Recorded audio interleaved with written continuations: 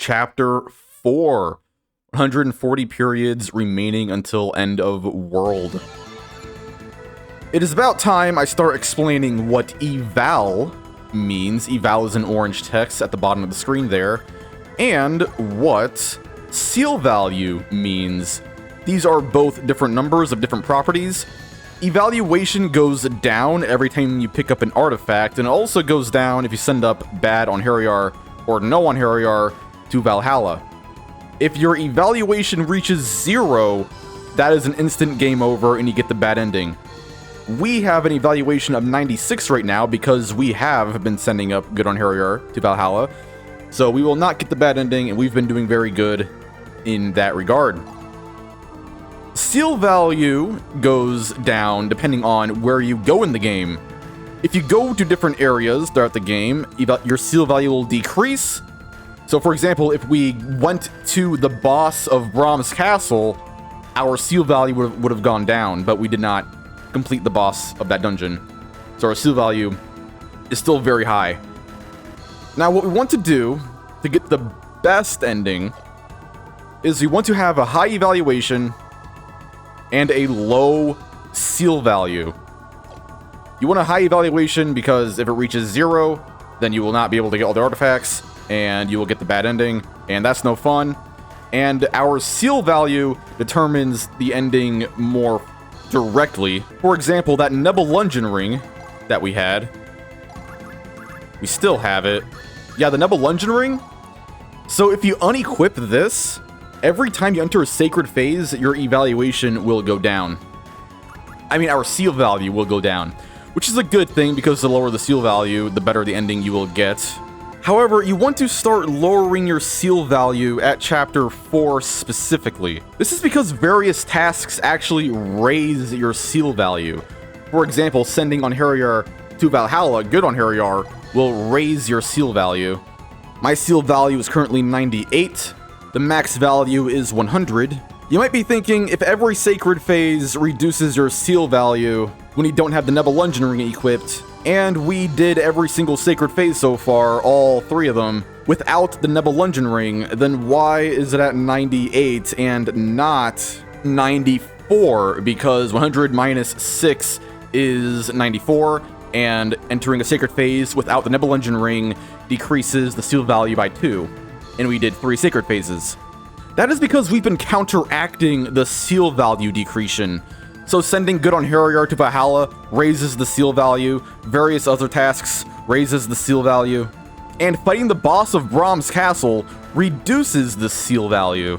So if we defeated the boss of Brahms Castle in Chapter 3, and then we sent up an Einherjar to Valhalla, we would have undone the seal value decretion that we did from defeating the boss of Brahms Castle. So it is very important to try to lower your seal value in this chapter specifically, because we will not be counteracting the seal value decretion in this chapter. I hope I did a good job at explaining that. It's kind of an obtuse mechanic. So first things first is we are going to send an Einherjar to Valhalla. The reason why we're doing this first in this chapter is because sending up an Einherjar increases the seal value, so we just want to get that out of the way first, so it will not be counteracting the seal value decreations that we are going to do. Hope I explained that good. It's kind of a complicated mechanic. Alright, so we are going to give June the emerald necklace. If you don't have June, then anyone will do. Alright, give him some gear. I'm going to make him a piece of armor. I'm going to give him a cuirass. Alright, June, where are ya? Alright, there you have it. Okay. Party, EXP orb. Gonna level up June just one time while wearing the emerald necklace. Gonna go to skill. Alright, June, what traits do you have? Love, sis. Beautiful. Damn straight. Nimble. Cool-headed. Warrior. There's a lot of, like, warriors in this game. Sacrificing and realist. It's funny, from his cutscene, I wouldn't have expected him to be very cool-headed, and I wouldn't have expected him to be a realist of all things. He loves Sis, though. That's very nice. Anyway, do that and then learn. And then Freya requested she wanted someone with demon intellect. So now we're going to give him the demonic tome, because that increases demon intellect. So there we go there. Alright, skill. We're going to level up the other traits that Freya requested, which were Hear, Noise, and Negotiator. So we're going to level up Heal, Noise.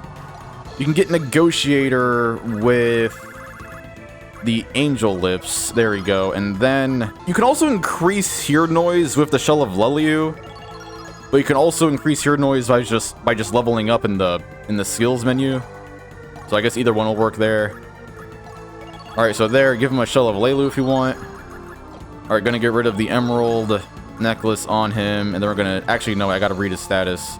I always almost send them up before reading their status by accident. Alright, a young man from the land of Yamato. He wields 2 swords in a style all his own. His goal is to find a miracle drug that will cure his beloved sister, Ai, of her blindness. His life is devoted solely to his sister, whom he cherishes.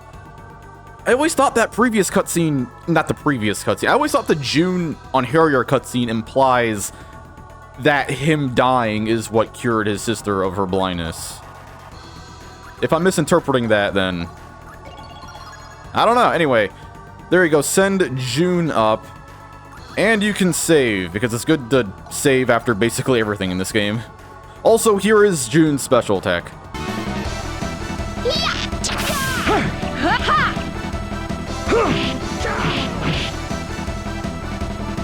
Mugen no Kensen. Blade Art. Senko Jin. Now your future is emptiness. If you don't have June, then just do what I did to June to literally any other character. It doesn't matter who you send up, as long as, you know, they have Negotiator, Hear Noise, Demon Intellect, and the traits Faye requested. So anyone will do. I just had June, so June is who I decided to send up. Alright, concentration.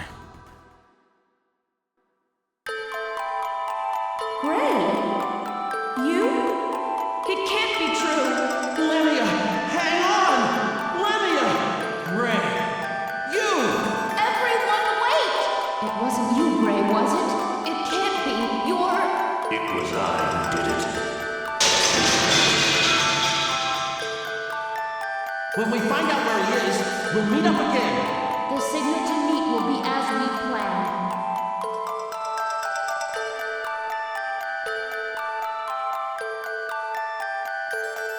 Okay, Vilnor.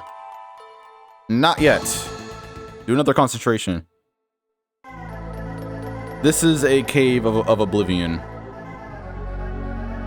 Don't worry, we'll be doing the cave of Oblivions later. You just kind of gotta skip them for the time being. I guess I should kind of try to explain what they are. Basically, the Cave of Oblivion are like multiple dungeons in one. So you'll get a few every chapter, or like one every chapter. And they have really powerful enemies, so you can level up your characters really fast.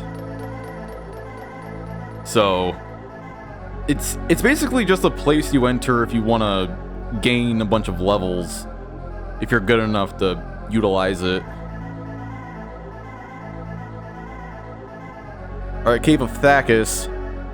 If I recall, it's actually one of my favorite dungeons. One of my favorite dungeons right there. I'd follow any of the king's orders. I'm so proud of you, my son. You have been knighted, made part of the king's inner circle. I did not run from my duty. That coward! He ran away with his tail between his legs!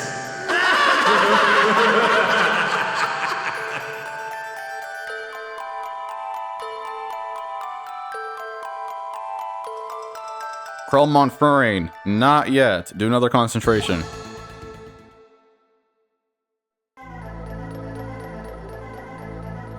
Is this another Cave of Oblivion?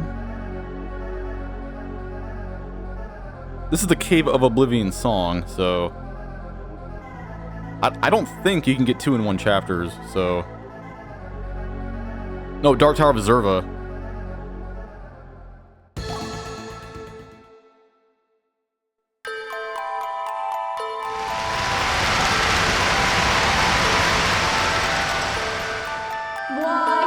Why did it have to come to this?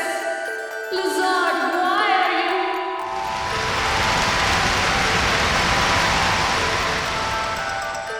I am he who has entrusted his soul to the eternal vortex of time. What's happening to me?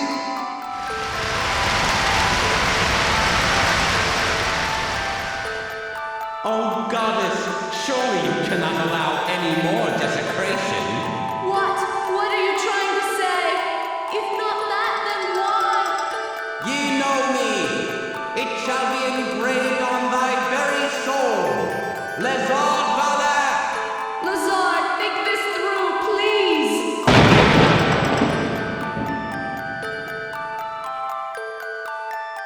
Okay. Now that we've heard that specific one, go to Flensburg. Damn straight. That's right. We want to keep doing concentrations until we get led here. Flensburg. Flensburg is a monarchy that lies in the southeast and is home to the Sorcery Collegium. The teachers there are deeply involved in politics and is paradise for those interested in pure research. I already read that earlier in this Let's Play, but I decided to read it again for completion.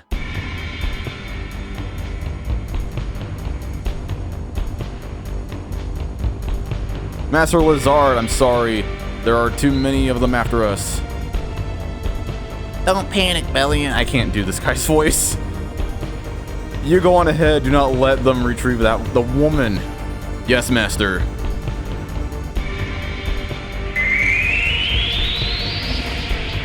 I am he who has entrusted his soul to the eternal vortex of time. Ye know me, and if ye do not, ye shall be made to know me. It shall be engraved on thy very soul, Lezard Valeth.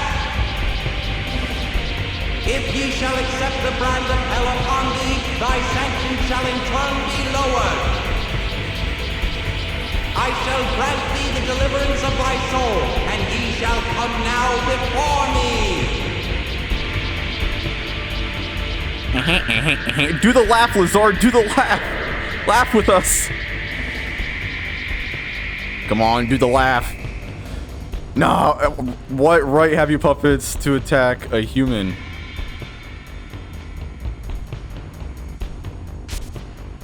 See you later, losers. That's what he sounds like. I am afraid this mad little interlude is over. Halt!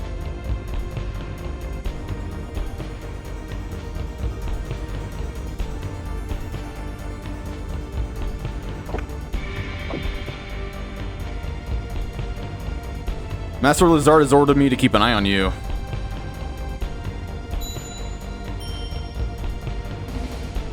Oh, what's that? Remove my chains. Oh, she's using like the force on him. Gonna mind control. She's gonna be like, hey, get these chains off me. Yes, just like that.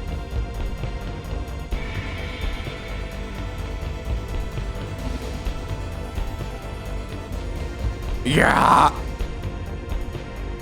Oh my gosh. Oh no. Ugh, that wasn't supposed to.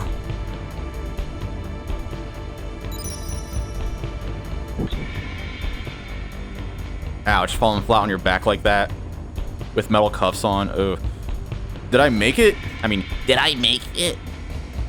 I thought you might realize. That's right, this construct is a homunculus, a man-made life form. A homunculus. What a naughty little puppet you are. What was that? Some sort of bewitchment charm? Laugh with us, Lezard, laugh with us. However, as you have seen, the very fabric of a homunculus psyche differs from that of a human's. That is why poor Bellion here went mad, I'm afraid. Yes, he did the laugh! How unfortunate for you. Or perhaps you are even naughtier than I thought.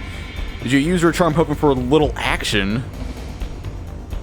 How dare you? This guy's so manipulative. I thought so. You can speak the human tongue if provoked. Ah, well. Of course, if a human were to couple with one of you elves, it would be a little different than engaging in a liaison with a doll. This dialogue right here is important, but I can't really explain why at the moment. That's like major foreshadowing. So humans mating with elves and breeding with a, part homunculi, that allows for certain things to happen. But then this Bellion, since Bellion here is a homunculus, you two puppets would be perfect for each other. Ah! Yes, laugh with us, Lezard. It's fun. Join us. Go to hell. Yeah, this character, he says what he thinks people are gonna hate the most because he don't care. He's like, oh, you're using your bewitchment charm to escape, were you? Nah, you're actually a pervert. Lezard thinks everyone is just like him deep down. Lezard is a very depraved character. Valkyrie Profile 2 goes a lot more into that. Heh. Do you take offense at being called a puppet? Then perhaps I should call you Vessel of the Gods. Surprised, my dear? Then listen well. I have found the Philosopher's Stone. Even you must know what that is. The Philosopher's Stone? However, the wisdom sealed within the stone cannot be gleaned so easily. Sadly, the legends were a bit off. The stone does not transmit all the world's knowledge instantaneously. How did a devil like you... Silence, puppet! Stop assuming the human tongue. Yeah, get your hands off her, you freak. There you go. Perhaps it was being irrelevant in its way. Oh, perhaps it's being irreverent in its way, my bad. But the first thing the stone told me was this. Anything which claims to be all is nothing more than a deception, it said. Yet still, my seeking out the stone was quite worthwhile indeed. You shall become a sacrifice to satisfy all my desires.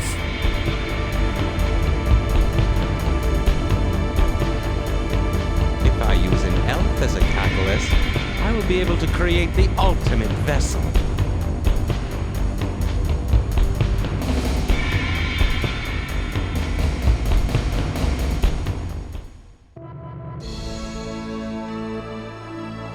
A very happy birthday to you, Headmistress Lorenta. Thank you. I do appreciate it, you know.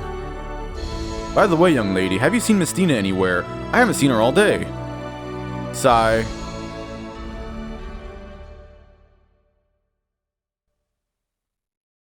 I love this screen. It's Flensburg at night. It's the only time in the game you see this. I wonder if he'll still be awake.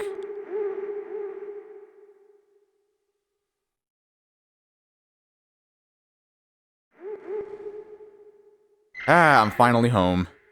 In pre-release screenshots of this game, it shows that you can explore this specific screen during the day. But you cannot do that in the final game. You only see it at night in this cutscene. When he must be asleep by now. Oh, it's a kitty. Oh, hi, kitty.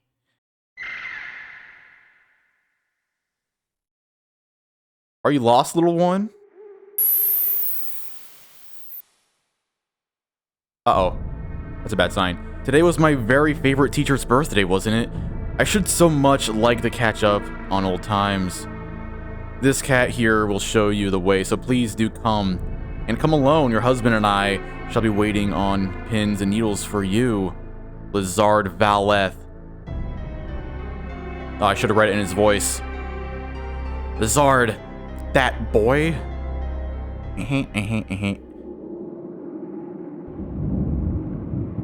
Look at that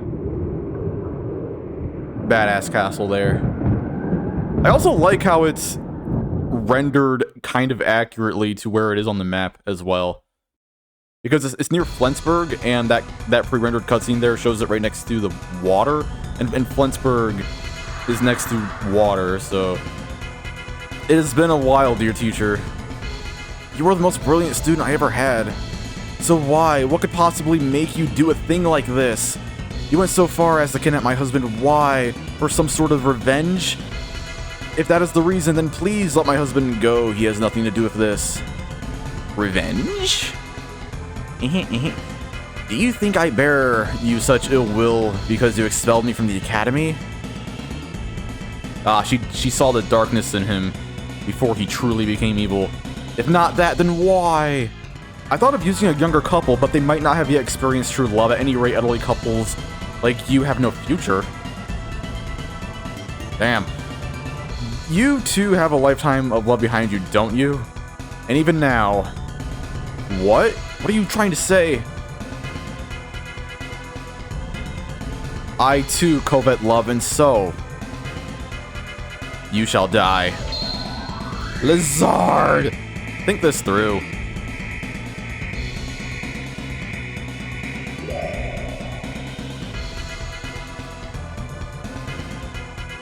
That was a teleportation spell.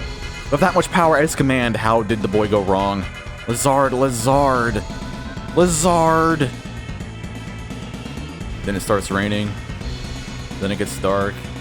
I love the atmosphere. Dear. Lorenta.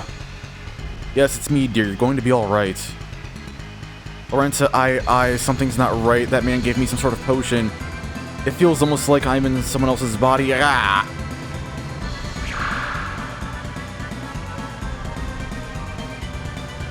What's happening to me?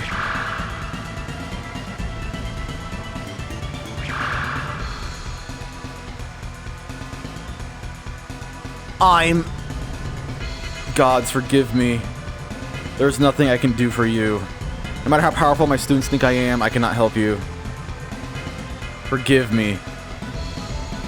Lorenta. Kill me, please. I can't stand. You know I can't do that. You're the most important person to me in the world, and nothing can change that.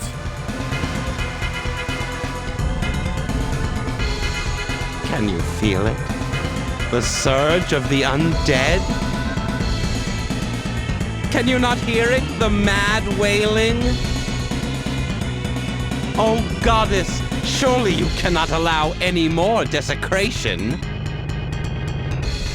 Come to me. I burn. I burn. I burn with passion for you. Valkyrie! Valkyrie's gonna come, and she's gonna bitch slap you across the room. Say what you want about Lezard's voice acting. I actually really like how those lines of dialogue are read. Why did it have to come to this? Come back to me. I love you, my dear. Yeah, that's tragic. Lorenta's an all-powerful witch who's the head of her academy, a teacher. So you think, you know, if there was any other spell or potion that her husband was a victim to, she would be able to fix it with her knowledge. But nah, this one spell, this one ghoul powder, the same one that Jelena was a victim to, there is no cure whatsoever. Also, I'm gonna go back up to the roof just to show it. There's nothing here at all. There are no items or anything, but just to show that you can like run down, and yeah, there it is. There is this screen. Very easy to miss screen here. Very cool. We're at the top of Lezard's tower. Big rotating windmill right there. Very cool. It is a very long cutscene. You can save so you don't have to watch it again. Say what you want about Lezard's English voice acting. I actually do like his English voice acting more than his Japanese voice acting. 感じるんだろうグールの波動を聞こえるんだろう女の気が狂わんばかりの慟哭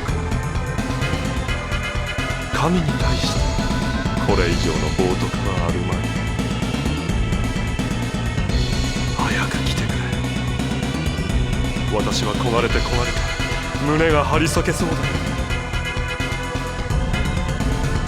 バルキュリアよ I don't know, I think his Japanese voice acting sounds a little bored and unambitious, so I do like his English voice acting more. Anyway, we are going to do a lot of menuing here. We're going to do some more crafting, some of our first pieces of crafting here. So we're going to turn a Quartz Gem into a Malice Search, a Lapis Lazuli into an Enemy Search. We're going to turn the Inscribed Fragment into a Trap Search. A fragment of some kind of... a fragment with some kind of important matters inscribed on it. This is an artifact. You get this after beating one of the dungeons. Do not give this to Lord Odin, because we can turn that into a Trap Search. Just like that. And yes, we lost an artifact there, but it's worth using these artifacts to get better items. And then we have 2 golden eggs.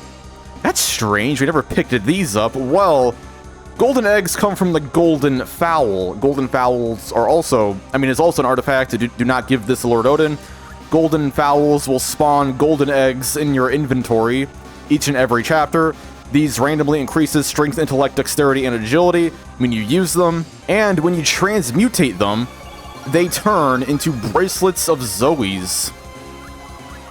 We're going to give both of these bracelets of Zoes to Lenneth. This is the best piece of equipment in the game. This raises your health value by 300 every time the wearer's level goes up. So when you have 2 of them equipped, that's a 600 health bonus every time you level up. This is how we will be getting all of our characters to max health in this game. This is a very, very nice item. Alright, we have the Malice Search, the Enemy Search, and the Trap Search. We just made that in the crafting menu. The Trap Search is kinda nice. It just makes it so chests glow yellow. Blink yellow if they're easy to break.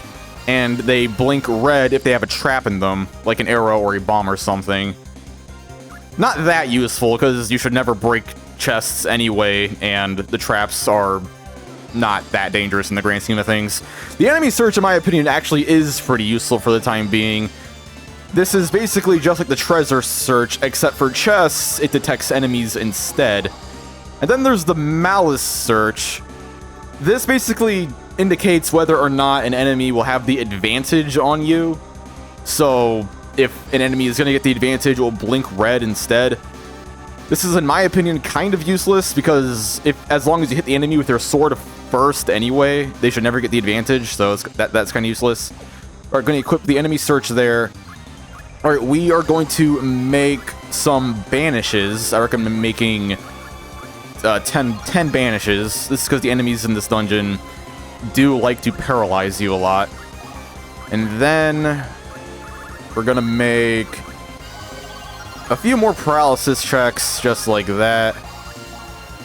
We're going to give these to our party. The enemies in this dungeon like to paralyze you a lot. Some of them like to freeze you. So if you want, you can give your best character a freeze check.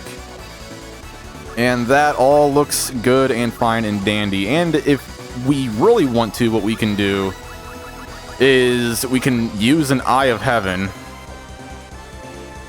Yeah, a lot of this game is menuing. And then you can look at the map to give yourself a look at this dungeon. That's right, this one is absolutely gigantic. There's like 10 floors, and most of these hallways just lead to dead ends, so you will often find yourself wandering through these halls trying to figure out where to go, completely lost. But luckily for me, I do know where all the chests are, so I'm just going to take the most efficient route possible. My noble Einherjar. Alright. Leave. Don't fight any enemy in this dungeon. For the time being. Like, these enemies are not worth engaging in. Just trust me. Alright, we actually do want to enter an encounter with this enemy. And then run from it. Like, don't try to fight it. To my side, my noble Einherjar. Those paralysis checks are going to be very useful, because that enemy right there, the Fatal Glimmer, that can totally paralyze you. And if that happens, then use a banish.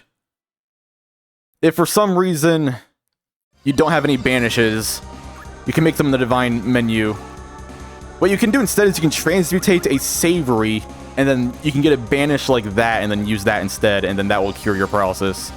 The reason why we want to despawn that enemy is because we actually do have to enter this specific hallway from this specific angle later. And if you don't despawn the enemy, it'll be right on top of this doorway here. And then you will enter an encounter, and you will not get the advantage because you cannot swing on it. I mean, hit it with your sword as soon as you enter a load. So, what that will do is it'll cause the Fatal Glimmer to have the advantage on you, and there's a good chance it'll totally just murder you because that enemy is no fun.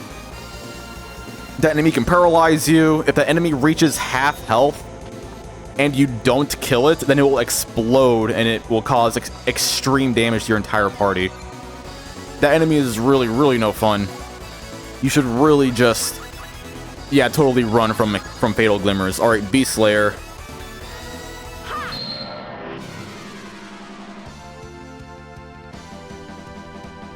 To my side, my noble Einherjar. Yeah, you want to make extremely sure that you never let Fatal Glimmers get the advantage on you, ever. So for that specific Fatal Glimmer, enter the battle, and then run from it, and then despawn it, so it will not be hitting it later, and not getting the advantage on it later. Alright, this is a chest here. Book of Everlasting Life. That chest is not very useful, and it is extremely out of the way. Trice loves doing that. Trice has always loved it when they put a really far out of the way item that's somewhat difficult to get to, and the item's just useless. Yeah, see that? We have to come back through here. If we did not despawn that Fatal Glimmer, we would have entered a battle with it, and it would have had the advantage. And that would have been a nightmare.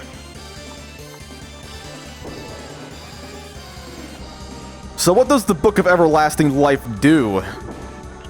Well, all it does is it turns into a weapon in the crafting menu. It's a pretty good weapon, but it's not necessary by any means. Yeah, skip that elevator and then go into this one. Also, if you really want to, you can save. Alright, this way, and then this way. Let's get out of here. Actually, we're not even halfway through this dungeon yet. Alright, enter a battle, and then leave. Don't bother fighting these enemies, just trust me. You really don't want to fight these guys, because... Actually, I should probably explain this. So, when you kill one Dragon-Toothed Warrior, it will possess the other Dragon-Toothed Warrior, causing the other Dragon-Toothed Warrior to be as powerful as both Dragon-Toothed Warriors combined. And that's no fun. Yeah, the enemies in this dungeon are really no joke. I will say something that is kind of nice about these enemies is that they rarely attack more than one enemy one person at a time. The Fatal Glimmers can hit every person in your party at one time, and that's no fun. But they only do that if they reach below half health. And we got the Union Plumes working with auto item. That's right, you just want auto item equipped. And just try to run from these battles. There we go. Don't fight those guys. Just don't bother.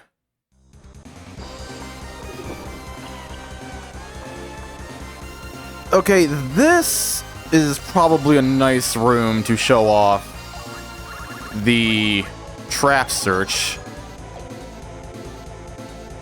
Yeah, see that? They're yellow and red. That means that they will break if you throw it. And these chests also have traps in them. So, yeah, poison arrow and explosion. So... yeah, there that is for you. That's kind of useful now that I think about it. That can be nice. So, in my opinion, the enemy search is overall a little better, though.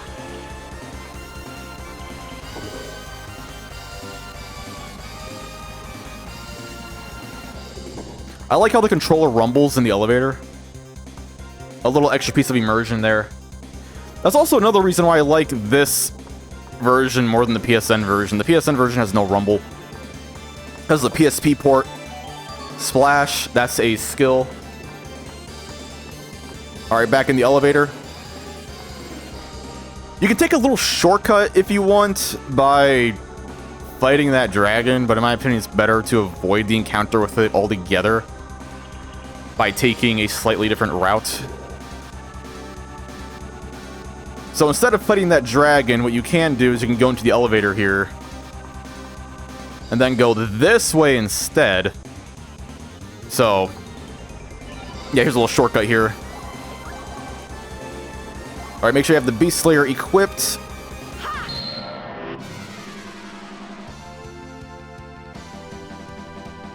To my side, my noble. Alright, use one of your mages first so they break the guard. We may be in trouble. And there you have it.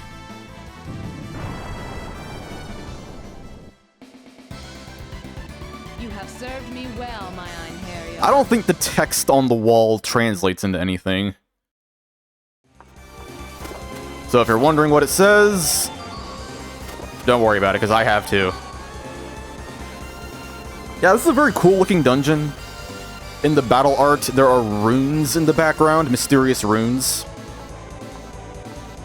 No one knows what they say. They're just there for the player to wonder about. Alright. Get out of my way, you. Do not fight Fatal Glimmers. There are no enemies in here. We know that because there is no red dot around us. This way. There is an enemy in here. And if I recall, this one's a really annoying one. Alright, what is this? To my side, my noble Einherjar. Oh yeah, a saber-toothed warrior and a fatal glimmer. What a nightmare. Just run from this. Faint. Faint is the most common status ailment in the game. In fact, I would argue that it's the only one that's a consistent threat. So it might be a good idea to make stun checks in the divine item menu and then give all of your characters stun checks. But Bracelets of Zoe's are better overall in the grand scheme of things. For fun, while you're waiting around, you can like make these platforms and jump on them. If you jump on the crystal residue, then you can make a little floating platform for yourself, which is kind of nice. So now you break this crystal, and then you can jump on the crystal residue. So that's a little fun to do if you're waiting around for these elevators to get a move on. All right, Kitrine there. And Bastard Sword. Yeah, we got a weapon there and crafting equipment. That's kind of nice. Alright, skip this elevator. Skip that one. Okay, now take the next one. Now let's get out of here. Okay, this way. And yeah, in here. And do I have the... Okay, I have the Beast Slayer equipped. Okay, we're going to use a Jeweled Blade Grimace, because this instantly kills enemies weak to lightning, and then I'm going to give Arngrim the Dragon Slayer. Let's hope he doesn't break that. Alright, we're going to make sure that actually, I think this enemy can freeze you. I'm pretty sure this enemy can freeze you, so you want to make sure you have the freeze check on your best character. Alright, let's do it. This is 2 dragon zombies, if I recall. 2 of them. Yeah, 2 dragon zombies. Even though we have instantly killing weapons, this battle can actually go poorly if you don't, like, prepare yourself, so... Alright, kill the enemy there. Okay, Arngrim, do not break this. Alright, don't break that weapon. Alright.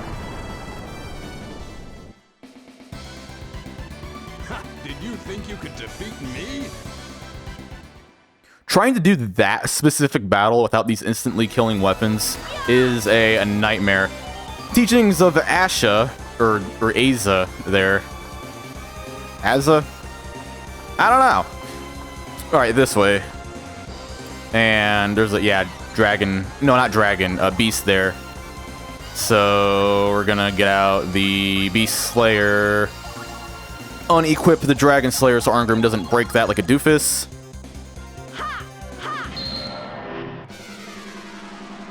I really like this room we're in. To my side, my noble I'll show it off Einherjar. after this battle, so. No mercy. Alright, there. Valkyrie, don't you break that weapon! Did you think you could defeat me? We're getting a lot of experience from these battles, which is nice. And the nice thing about this dungeon is that all of the easiest battles does give you a lot of experience. Yeah, look at this room. You got a very cool, very ominous statue in the back there. Very, very cool looking statue, too. You got these glowing, pulsating runes. Very, very cool room here. You can crystal the wall, you can climb up. You see the ceiling there. I like the door opening animation as well. Look at that. It gives you the feeling that there's a lot of weight behind these doors. Okay, skip that enemy.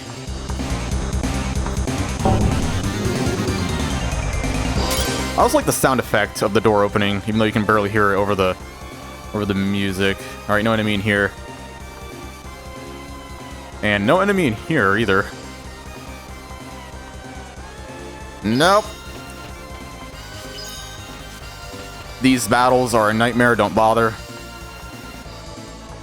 Okay, dragon. Yup, dragon. Okay. What we're going to do is we're going to get out a Bejeweled Blade Grimmist and a Dragon Slayer. Arngrim, do not break this.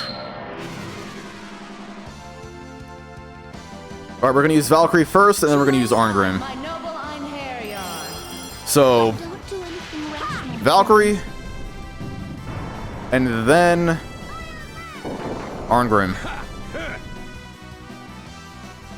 Breakable weapons will not break on winning rounds. I have drawn Daikyo. Terrible fortune. So as long as you finish the battle with Arngrim, then I don't think the the Dragon Slayer will break. And then we're gonna get out a crossbow. Alright, a lot of event EXP here.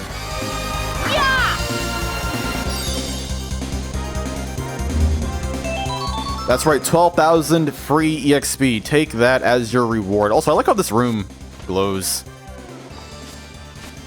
Alright, go back. Okay, skip these enemies. Nah, okay. Yeah. Just gotta run from them. To my side, my noble Einherjar. Nope, okay. Look at that, a Fatal Glimmer and 2 Dragontooth Warriors. Don't bother. Just don't bother. If you kill one of these enemies, they'll get possessed by the Saber-Tooth Warrior, and the Saber-Tooth Warrior become extra strong. And then if you try to kill these enemies normally, then the Fatal Glimmer is going to get on half health and explode and kill everybody. Because once the Fatal Glimmer realizes it's losing, it decides to commit suicide because it hates the idea of anyone but self winning, like your sister's abusive ex. Alright, let's get out of here. Also, this is just speculation. I swear the developers made these specific enemies easier to run from on purpose. I don't know, just these enemies feel easier to run away from than other enemies do in this game. So, alright, skip you, skip you. Alright, this way. That's right, a ton of enemies there. Tons of enemies. No fun. I mean, it is very, very fun, but they are very, very dangerous.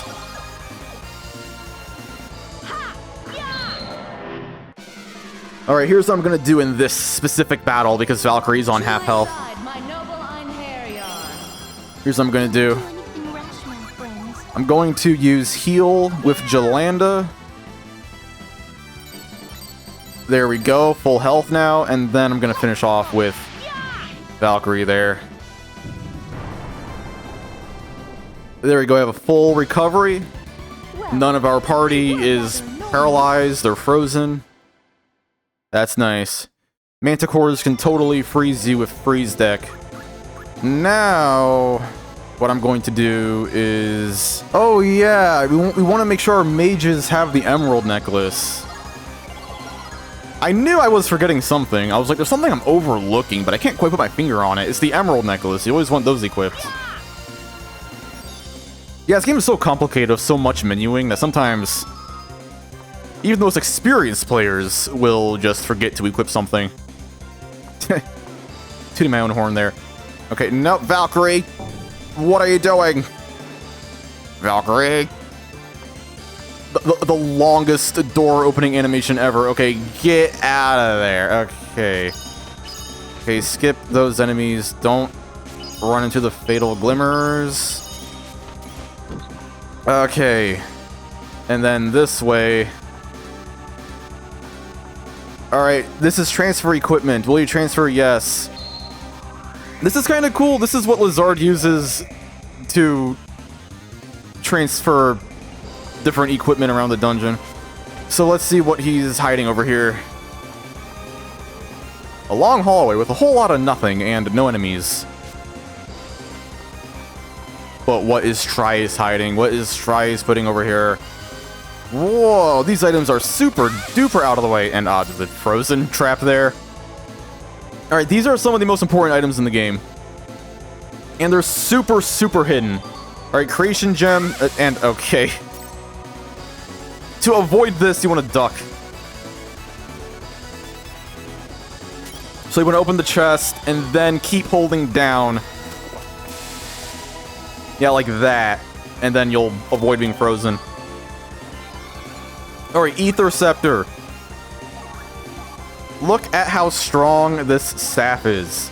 16,000 attack. That is over twice the power of the Dragonbane.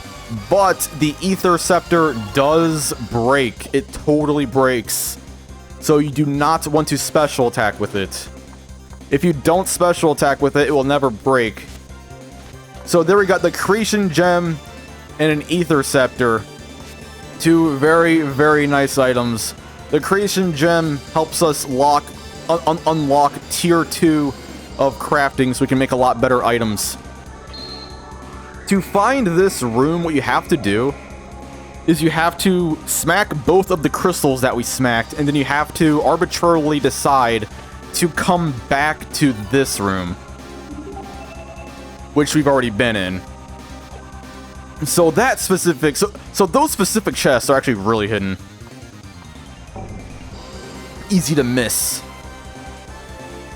Alright, so now, with the Creation Gem, we're going to equip the Creation Gem. You need to equip the Creation Gem for it to work. And then we're going to transmutate, and we're going to make a dimension slip by converting the bark of Dryad into one. The bark from a tree inhabited by Dryads. Okay. Make one of those. If you don't have the bark of the Dryad, then oh well.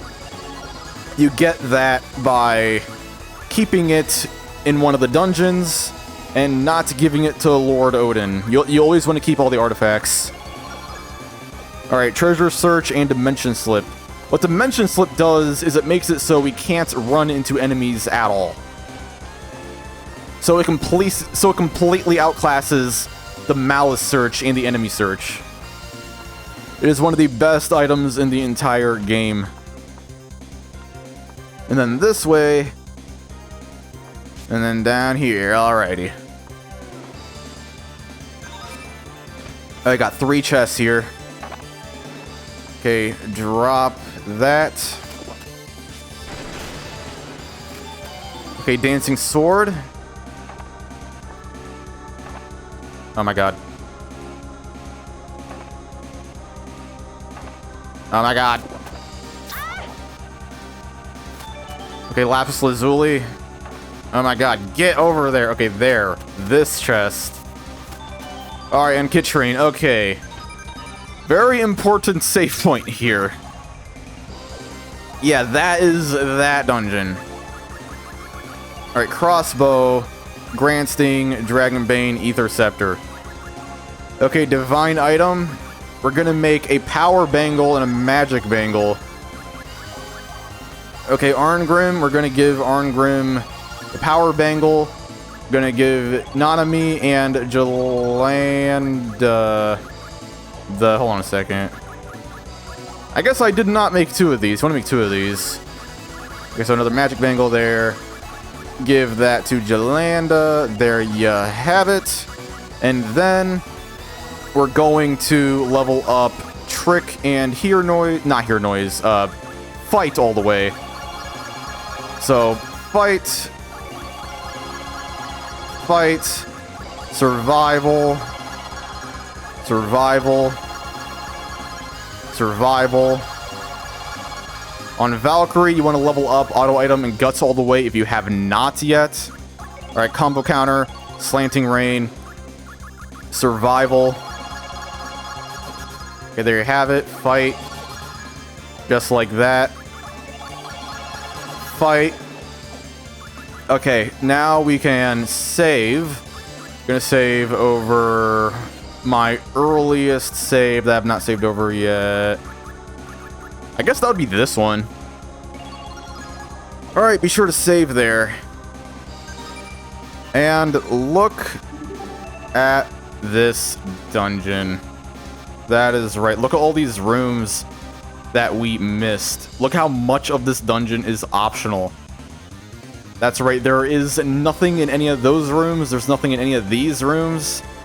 All of these blue rooms here are just completely optional and will waste your time, and they have a lot of difficult encounters in them. So most of this dungeon is just a total trap, which is kind of funny, because Trias loves doing that. They love their big meandering dead ends. This is transfer equipment. Will you transfer? Yes. The funny thing about this room is that there are two borderline useless items in here that are weirdly cumbersome to get, so if you go left at all, you will totally trigger a boss fight, so don't trigger that boss fight. You want to jump over the transfer equipment there, which is a little awkward, and then normalize, and don't get hit by that explosion. That might bounce you right back into the boss room, or it'll bounce you right back into the transfer equipment here. So yeah, those are those two chests, and then we don't want this setup. No, okay. Get rid of that, and then we want to use Lorenta. We're going to set up Lorenta in a very specific way here. Also, we want Arngrim at the top, like that. The reason why we want Arngrim on triangle is because the hitboxes for special attacks matter. So when Arngrim is on X, then he might be in a bad position to get in a special attack. So if you get the green bar to 100 and Arngrim is on the bottom instead of on the top, then Arngrim might be slightly too far away from the enemy to let out a special attack, and the game will not let you do a special attack. Yeah, it seems very finicky. And then abilities. Okay, make sure you have Mystic Cross equipped. Absolutely make sure you have that ability equipped. Mystic Cross is arguably the best spell in the entire game. And then equipment, Lorenza, we want the Emerald Necklace and the Magic Bangle. And then we're going to put on the Ether Scepter. Then we're going to level up Lorenta twice here. So that'd be 7,000. Because level 1 goes up by 2,000, and then if you want to go to level 3, that would be 5,000 more experience, so yeah, 7,000 EXP there. And then Lorenta, we are going to level up Magic Pow all the way, Trick all the way like that. Okay, make sure Arngrim has powerful equipment, make sure Valkyrie has a crossbow, Ether Scepter. Okay, this is the setup you want. If you really want to, then you can give Lorenta the best gear she can have, like that. Alright, so I'm gonna go over it one more time. Valkyrie like that, Nanami like that, Arngrim like that, and Lorenta like that. That equipment. And then make doubly sure Lorenta has the Mystic Cross, okay? Okay, is that all good? That all good, said and done? Make sure you have that set up. Let's get out of here. Welcome, Valkyrie, my beloved.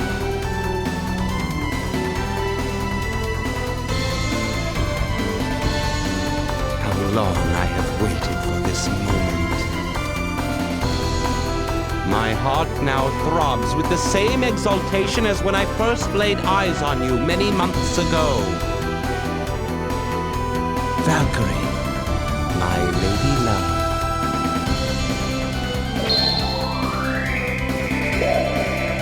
A teleportation spell. How is it that you command the lost magics? I have been thinking on this since I first beheld you.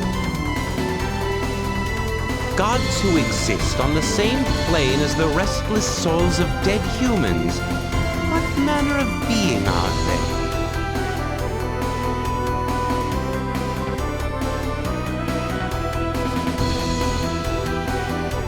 I have concluded that gods are very much like souls, and so I have created this vessel.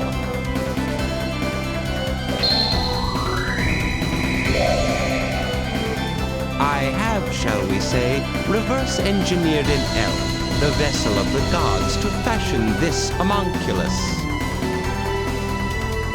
There are no other souls worthy of such an exquisite construct. Fair Valkyrie, I have crafted it for you. For the sole purpose of luring me here, you slaughtered the couple on the roof? That's right. And you sacrificed countless lives, both elf and human, in order to create a vessel for a single being? Why, yes, actually. It is not the goddess within you that I lust for, Valkyrie. I wish to make of you a human. It is for that my heart burns. You are insane. How can such trivial thoughts consume you so? Humans who seek to cross beyond their designated boundaries invite more than death. They invite total annihilation.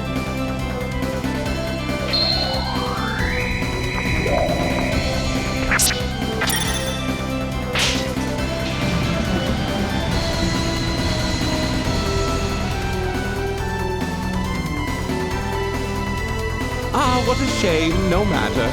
I can birth as many homunculi as necessary.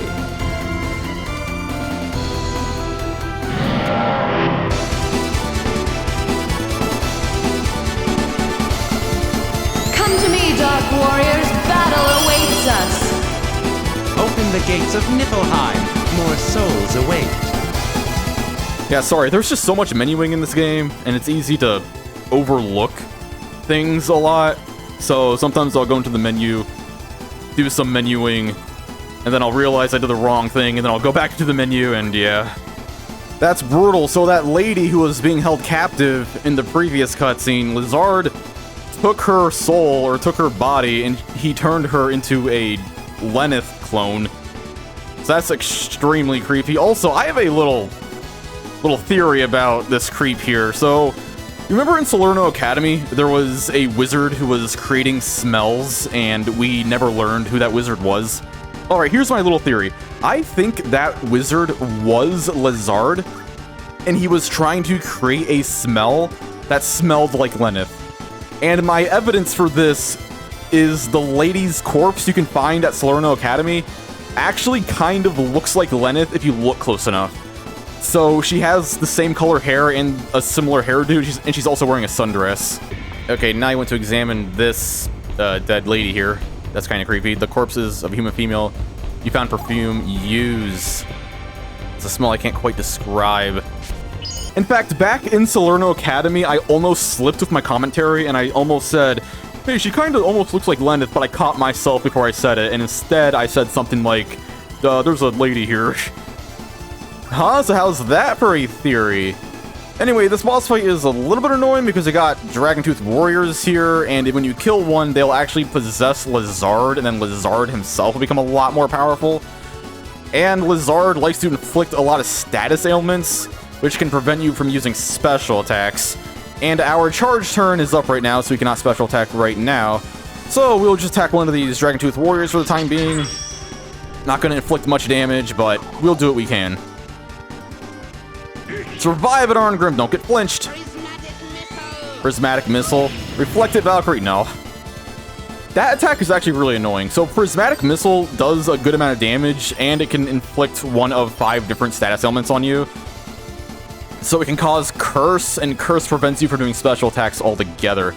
Alright, now all of our characters have their charge turns depleted, and all of our characters can also attack right now, so we're gonna try to finish off all of these enemies in one foul swoop. Okay, let's go.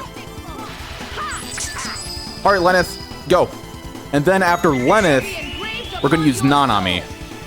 The reason why we want to use Nanami second in this special attack chain instead of Arngrim is because Arngrim might not even be able to attack at all despite the green bar going to 100.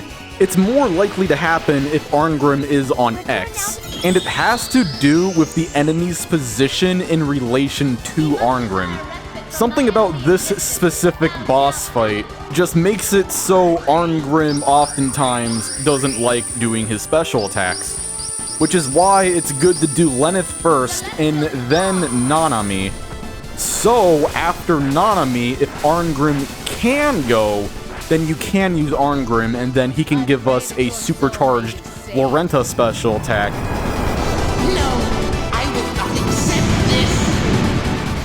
But if Arngrim can't go, then don't worry about it, since Lorenta should be able to take all of these enemies anyway. And don't worry about Lorenta's staff breaking. Weapons don't break when they end a battle. I pray that we shall meet again.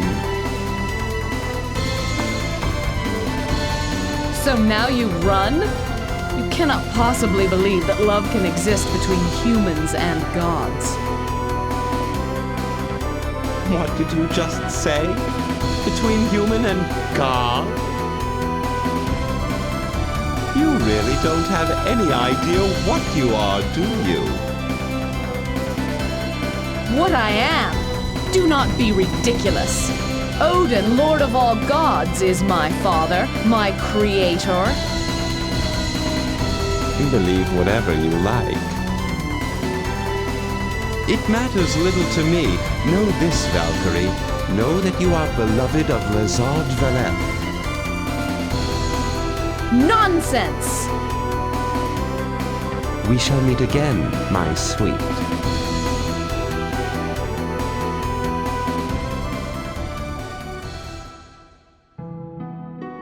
You really don't have any idea what you are, do you?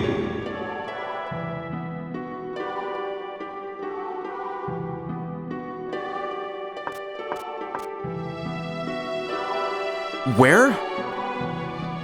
That human, what does he rot here? Creepy. They even have swords, like Valkyrie does.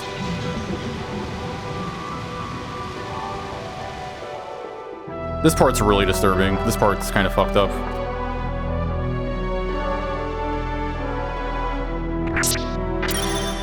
That one's just a child.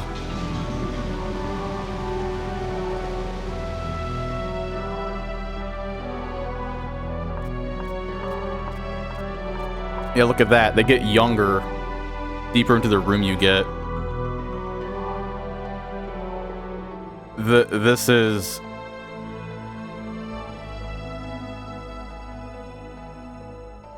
Why? Yeah, it's creepy. That's super creepy. Even Lenneth here needs to break character and ponder about how depraved it is. So she's showing a little bit more humanity here. Lezard's a fucked up character. This game is not subtle about it at all. This game wants you to know that Lezard's just totally and unforgivably depraved. So that dungeon is by far one of the hardest in the game. I think some would consider that the hardest in the game, actually. So let's save, so we never have to ever do that dungeon ever again. If we go to status, you can see our seal value is 85. That is because meeting Lezard in his tower reduces the seal value by a lot. That's a seal value reduction of like 12 or 13 right there. And we need a seal value of 37 before Chapter 5 to get the best ending. And we are on our way to doing that. The next thing we can do to lower our seal value is to go to Weeping Lily Meadow. This is why I said you don't want to go here in the previous episodes. Now, do not go to Weeping Lily Meadow yet. Do not go there yet.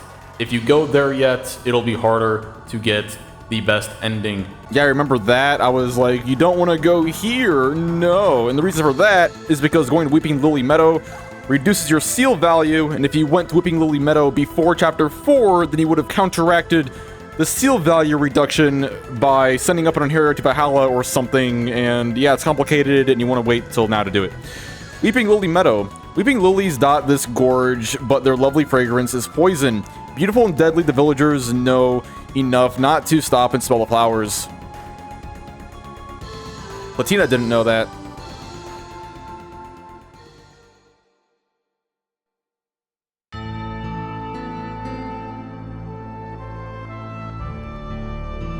This place. I'm sure I felt the resonance of human thought.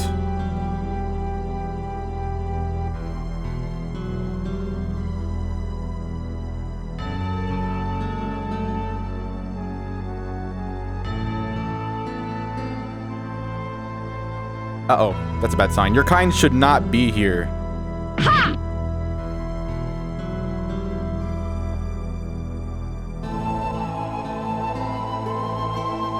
They fled. Why would spectras gather around this stone? This game never really explains what a spectra is. This is... I mean, is this a grave marker?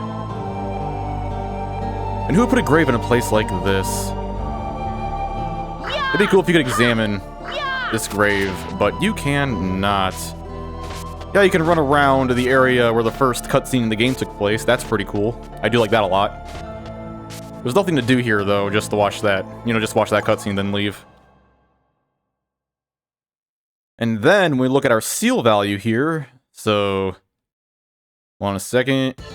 Okay, let's look at our seal value. It's at 70. For some reason, the screen took a lot longer to load there for a second. And if we re-enter Weeping Lily Meadow... Why is the game taking so long to load? Okay.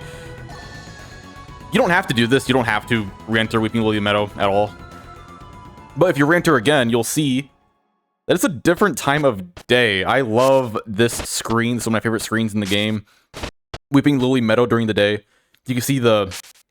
You know, in the distance, you can see all the Weeping Lilies grow in the cavernous mountains over there. And you can see that the Weeping Lilies are animated and, you know, flowing just like the flowers that Valkyrie was standing in at the start of the game.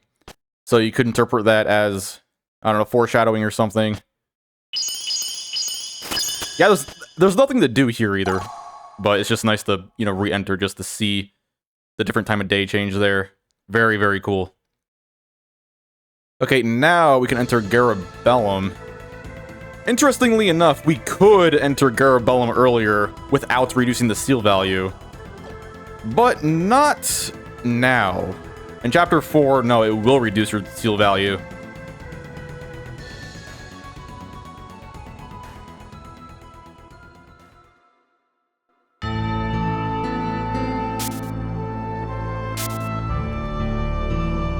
What was that sound there? None of these losers are even worth the trouble. Oh, she was pickpocketing them. And when she walks by them, you can feel the controller rumble. I like that detail. You can feel her pickpocketing them in the controller.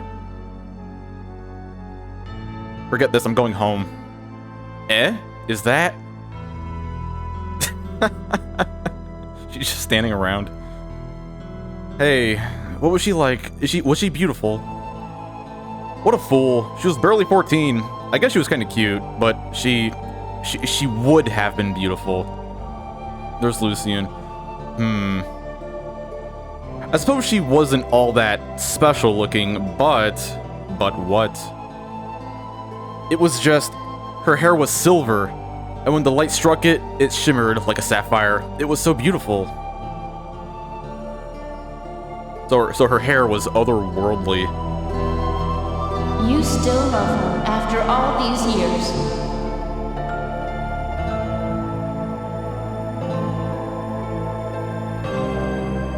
Silver hair. I mean, to be fair, you know, it might be considered weird to love someone so long after all these years, but I don't interpret it, personally, I don't interpret it as Lucian loving Platina. I interpret it as him remembering a traumatic event that took place in his childhood, and Claire is misinterpreting it, but that's just what I think personally. That's a totally different person. The only thing that's the same is the color of her hair.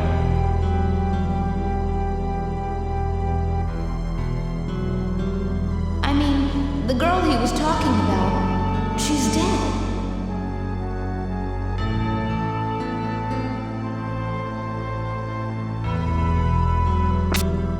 Ouch! She looks insulted. What am I doing? I'm not gonna get all jealous over some total stranger. That's just pathetic.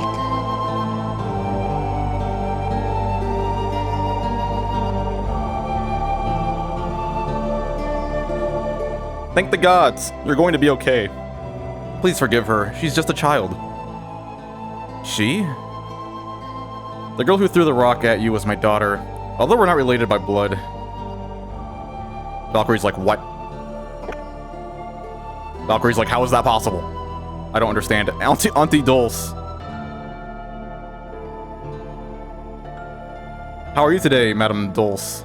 Or is it Dulce? I don't know. We brought today's earnings. Oh, is that you, Lucian? Thank you for your generosity. Oh, this young lady is Meryl. Earlier today, Claire hit her with a rock. Meryl is Lenneth's real-world name. I mean, kinda. That's what she goes by. Claire did that? That isn't like her. Maybe you don't know Claire very well. I'm very sorry, ma'am. Claire was just a little... What? What's wrong? I'm sorry. It's nothing. It is good to meet you, Lucian. Was it?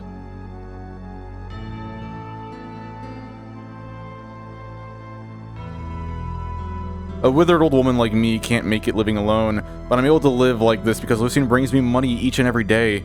But lately I've been hearing upsetting rumors.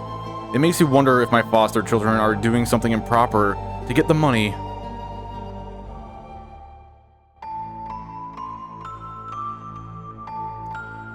What do you care why I did it? Fine. I did it because I was jealous. I did it because she was beautiful. I did it because of her silver hair. Claire. I mean, having red hair like that naturally ain't too shabby either, but I digress. You don't know how it makes me feel. Having to share you with her ghost. Come on, it's not like that. Or is it? Alright, now...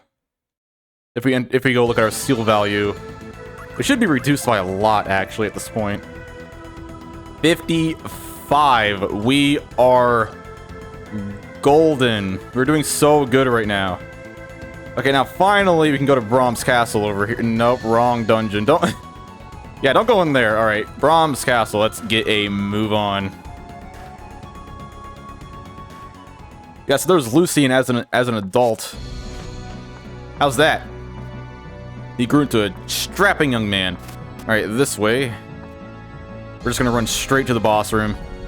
This dungeon is much, much easier now. which is why it's a good idea to just get it out of the way in the previous chapter and then fight the boss this chapter. It's much more convenient to do it that way, even though it takes 2 trips. Alright, up here. And look at that, we got to the boss in less than 20 seconds. Okay, we're gonna divine not a radiant sword. Okay, crescent arrow there. Okay, dual helm, winged helm, dual armor, radiant garb, anointed tiara, anointed cloak, dual garter, and suede boots, or suede boots, and dual greaves. Equipment, Valkyrie, best. We're gonna, there we go, do that, and then we're gonna change the flare base lard into a crescent arrow, and then we're gonna do the same to all of our characters. We're gonna give them the best stuff. There you have it. And we can save, because this boss fight can go poorly. Ideally, for this boss fight, you just want Lorenta in the back with Mystic Cross. And then you want to make sure she has her magic abilities up all the way. So Magic Pow and Trick, level those up, and then give her the Ether Scepter. Make sure she has a magic stat of above 2,000. And make sure she's also in the back of your party. And as long as you have that, then this boss fight should be no issue. Also, because you have a lot of extra capacity points of Nanami, I'm just gonna spend some. So there and there. Make sure every other character... Yeah, make sure you're spending their capacity points. Because it'll reach 999 eventually. So you just gotta, you know, spend them before they reach their max limit. Alright, I'm gonna save right... there? No. You know what? I'm gonna... There. New memory card. Alright, let's get out of here. And the game just froze for a second.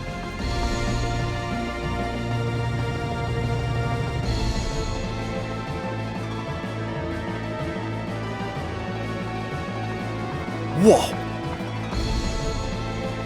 Looks like a badass. I love that sword stance. I assume you're prepared. Why does she look so angry? I don't suppose that you've come to finish things with me.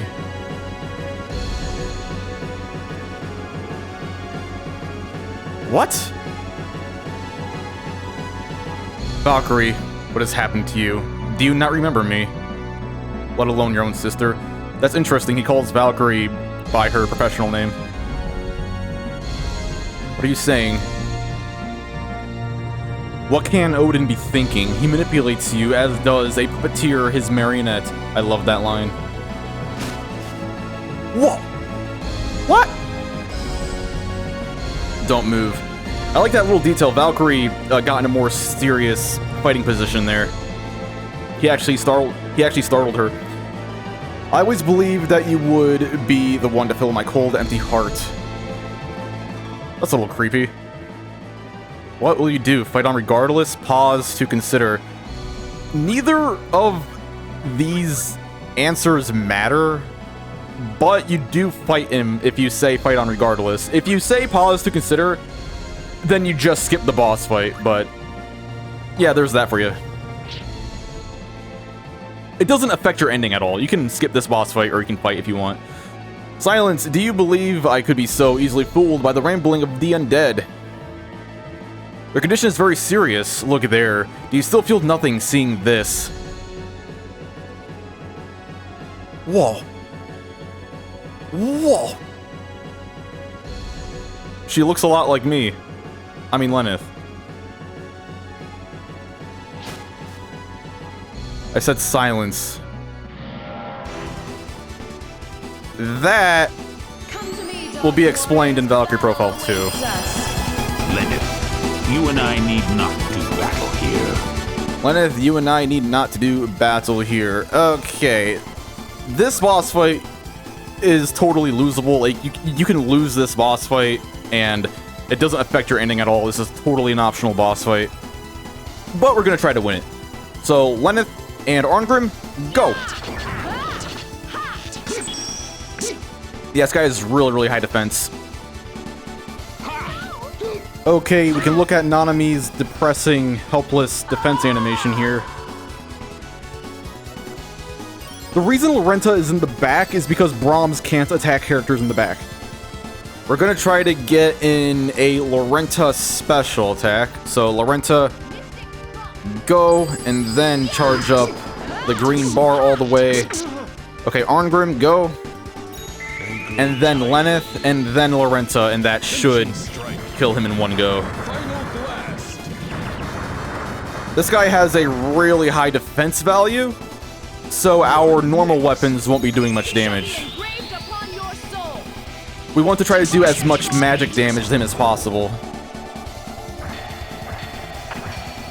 So we're going to charge up Lorenta a little bit by doing 2 special attacks before her. And then we're going to see if Lorenta can just kill this guy in one foul swoop. Surely you realize. Alright, Lorenta, go. Ye must desire respite from thy empty existence. Thou shalt have it.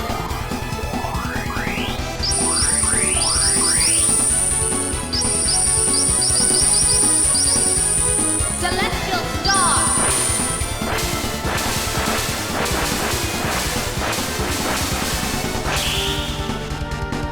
I pray that your soul may be saved. There you have it. Look at all those gems. It cannot be! It cannot be. That is right. I like that about Brahms. Despite the fact that he didn't want to fight, he still was upset about losing. So, you know, it still shows that, you know, he does fight with passion. Alright, now, if you really, really want to, you can actually re-enter Brahms' castle, and then you can go and get a better look at the... Oh my god, these screens take forever to load. You can go get a better look at the girl in the crystal if you want, but that doesn't really do anything. Look at that. Seal value 45. We are nuts right now. Also, I think earlier I said you wanted a seal value of below 37 before Chapter 5 to get the best ending. That was a miscommentary there. You actually want to do it before Chapter 7. So, my bad. I apologize for that. Very minor commentary mistake there. Alright, and you can save. Anyway, here's what happens when you decline a battle with Brahms. Okay, what will you do? Fight on regardless or pause to consider? Let's pause to consider. You do not have the strength to defeat me. Well, I did, but I digress. We shall have to leave our conclusion for another time.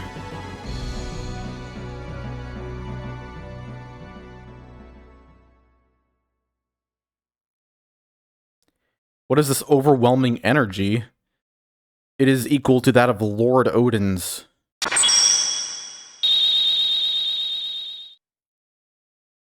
That's cool. I love that fadeaway there. Yeah, so there's that. I'm also going to show what it looks like when you run out of time in that dungeon.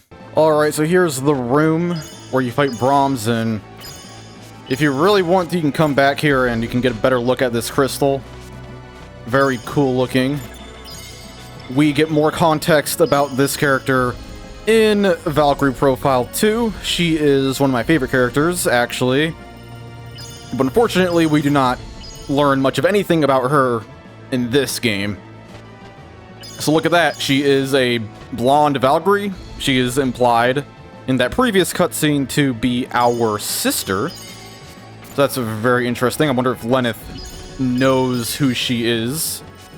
Whether or not Lenneth does know her is never really revealed. And I wonder why she is trapped in a crystal.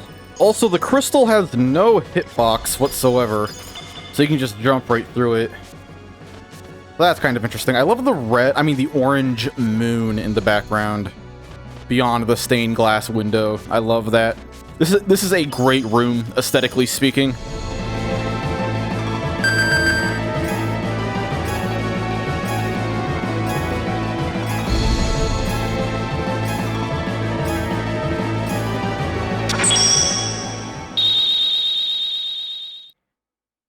Yeah, there's what happens when the time reaches 0. The same thing happens if you say no to Brahms, so nothing too interesting there. But I decided to show it anyway. Anyway, earlier we got 2 concentrations earlier that led us to Vilnor and Krelmonferain. So let's go see what that is all about.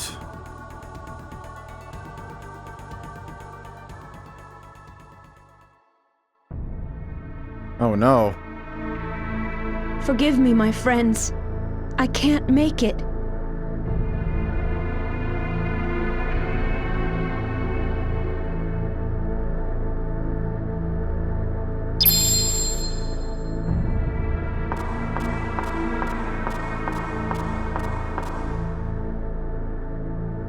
How tedious. I don't care how many times you ask, I'm not going to answer.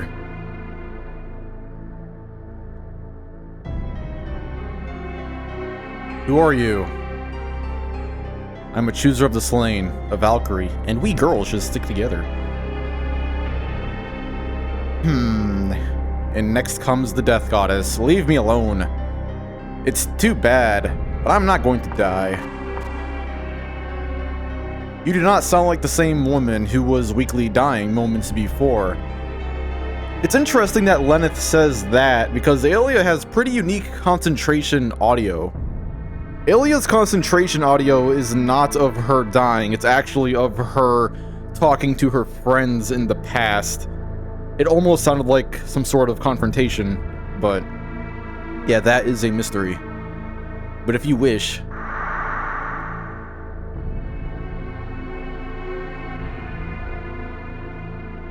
Even Lord Gandar's subjugation spell has no effect. They say that those with dragon's blood are strong against magic, but to resist this much...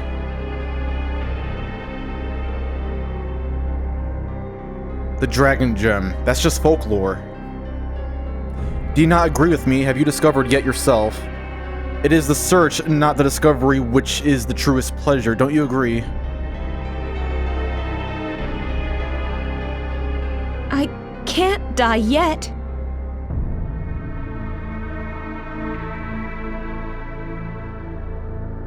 After I finally found out where he was?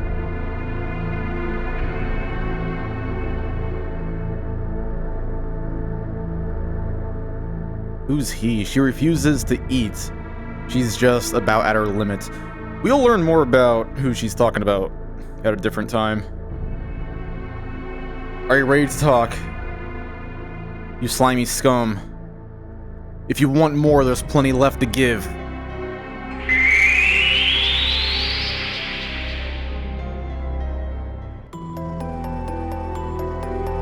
You went through a lot of trouble for me, but why do the gods need human souls to fight for them? Why can't they do it themselves? You're gods, aren't you?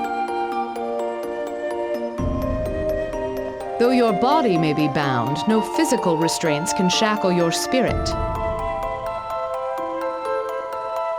It is this trait that we recognize within you. I see. So you admire humans. You haven't answered my question, but surely you'll keep your promise. You want to provide your friends with information. It is a simple request. This man called Gondar, he defiles the name of the gods, perpetuating wicked ideas. I will remember him.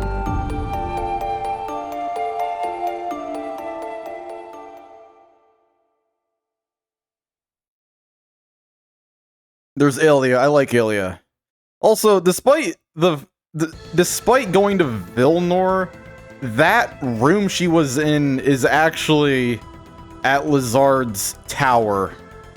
So I wonder what that's all about. I wonder why they sent us to Vilnor when that cutscene takes place over way over there on the other side of the map. So that is Aelia. She has a cool design. She has a really cool special attack. Her attacks are hard to utilize because they have funny hitboxes, but if you do connect them all, they're all very strong. And her third attack in particular is really good because it gets a lot of gems that drop out of enemies. It's good for juggling. So Aelia, very underrated character. When I first played this game, I didn't like her that much because I couldn't connect any of her attacks, but then I found out how to use her correctly, and I would say she's almost just as good as Laufer, if I'm being honest. Very cool character there. And I really like how she's one of the only characters, besides maybe Arngrim, who questions the Valkyrie's motives. Arngrim was like, aren't you just the death goddess? And then Aelia's here saying, why do you need humans for this? You're gods, aren't you? I love that about Aelia. Hey, aren't you Janus?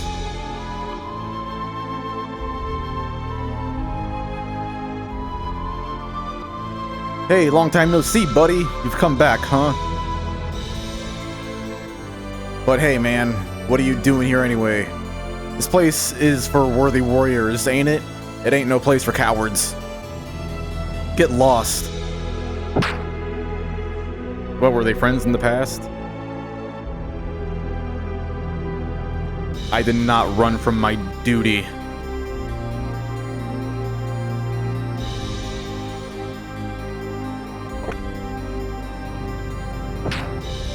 Oh. I'm sorry.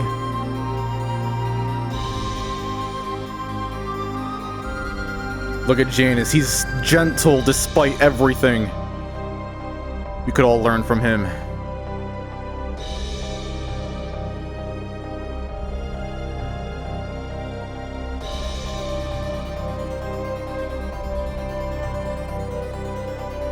Sir, we received a report that Janus was seen in town the other day. What? How did he return now? Perhaps he seeks revenge on us. I'm so proud of you, my son. You have been knighted, made part of the king's inner circle.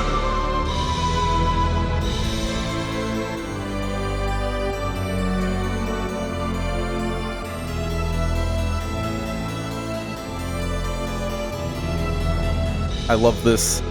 It's Kromon furring at night. This is the only time you see this. Who are you?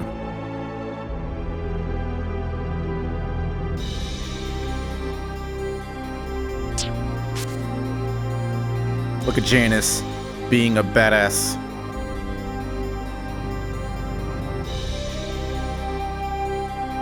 Are these the secret writings? What exactly those writings are is never explained.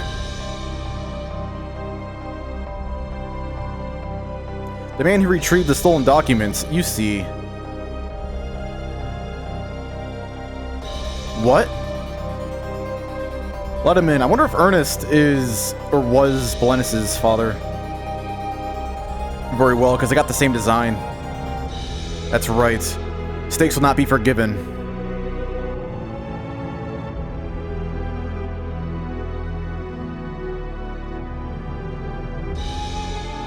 Janus, you did well. No! Oh man, that one is hard to watch every time. I feel really bad over his death, this character in particular. If you had only done this from the start. Bird, see, this guy has no heart, he don't care. No. We couldn't kill him while the previous king was still alive.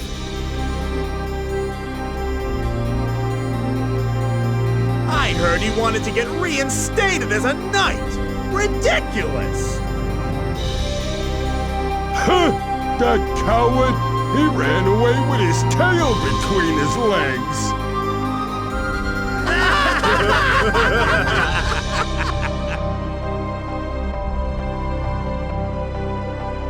Aw, what a tragic character. I think Janus in particular is really tragic.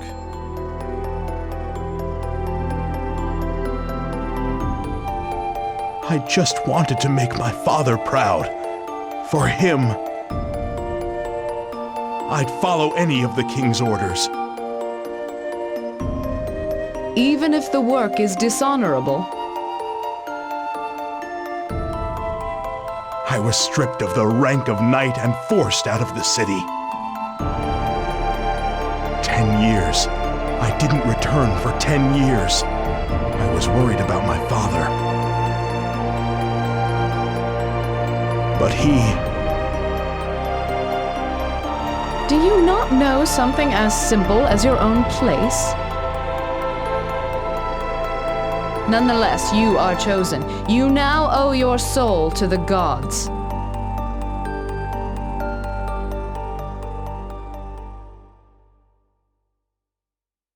Ah, Janus. This is one of the best characters, in my personal opinion. He's one of the best characters. One of his normal attacks can inflict poison, which can be nice. Hold on a second here. There is Janus. Hi, Janus. He has a really cool stance, really cool voice lines. He has some of the best English voice acting in this game, in my personal opinion. I really like his gun. His gun looks a lot more futuristic than pretty much anything else in this game. It almost gives the impression that maybe he got it from a more advanced continent somewhere. So Janus' story is that he was a knight who was ordered to do an assassination, but he didn't go through with the assassination, and his home country of Krell now sees him as a traitor, and for that, the higher-ups in Krell assassinated him in turn. Very tragic character, that is. Alright, so there's Aelia and Janus. You might get those characters earlier, because Einherjar are randomized. Actually, Aelia only ever appears in Chapter 4, so Aelia is an exception.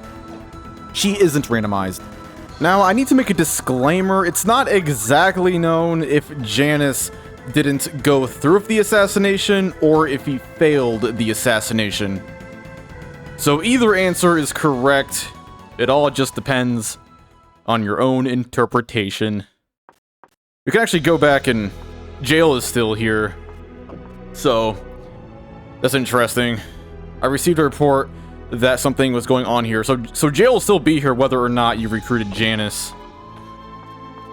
We'll be learning more about her later.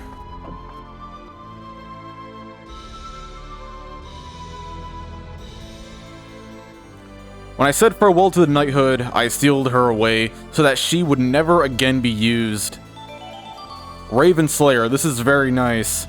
This instantly kills flying enemies except for the final boss. Oh, could you imagine? Like, dead. Alright, exit to world map? Yes. Yep, that's all it is there. Raven Slayer, very, very nice. Also, the reason why Aelia was being interrogated in that cutscene is because Gandar wants the dragon orb, and Aelia has dragon powers, and Gandar assumed that Aelia's dragon powers had something to do with the dragon orbs, but interestingly enough, I don't think they do have anything to do with the dragon orb. I think it just has to do with a similar item called the dragon gem, which has nothing to do with the dragon orb. So Gandar killed an innocent woman. Ain't that dastardly? Alright, we can save. Look at that, I have every slot on memory card 1 used up, and almost half of the slots on memory card 2 used up. 14 save slots is just barely enough for this game, in my personal opinion. Valkyrie Profile 2 lets you have 100 save slots. Dark Tower of Xervah. The tower gate shines like a firefly in the night and beckons for all travelers to enter, but its inviting appearance is a cruel illusion designed to lure the unwary into the arms of the undead creatures who inhabit it so that their souls may be devoured. That's a long sentence. Go get them, Valkyrie! Alright, I really like this dungeon. This dungeon's kind of like a reference to the final dungeon in Star Ocean, which is the first Tri-Ace game. That's pretty nice. Alright, I'm gonna try to explain this dungeon thoroughly here. So you see that weird fleshy mass on the wall? Those will be your shortcuts. So if we come over here, you see there is fleshy teeth in the stairs here. You think this might be a trap, but it is not. It doesn't hurt you or anything. But we can activate them. We can activate them to act as traps of sorts, but also shortcuts, which is kind of nice. So over here, I think this is hit. Oh my god. Hit? Yes, hit. That is kind of nice. That's a skill. It raises your hits, which is a stat that determines how much power you do. It is like a heart. Press by Thackus, something might happen. Smack the heart. You're on 12,000 event XP. That's right, this game just litters you with event XP. Yeah, hit will allow you to do more damage, which is nice. It determines your power. So now, since we smacked that heart, you can see that it's all moving and fleshy now. So now it really is a trap. So if we jump inside, and then we jump here, you can see that it created a little shortcut for us back to this room using this gross circular mass on the wall. I think there are 3 of those little shortcuts in the dungeon, and you gotta activate them as you go through the dungeon. So there's one. One of them is that tentacle right there. And then the other 2 are here and here. But we cannot activate these yet because we have not been to the rooms that these lead you to. Alright, now in here is a flame jewel.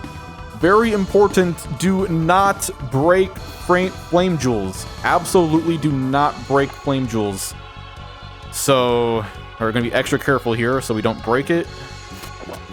I think every flame jewel chest in the game is breakable. So, okay, there, flame jewel, yeah, get that.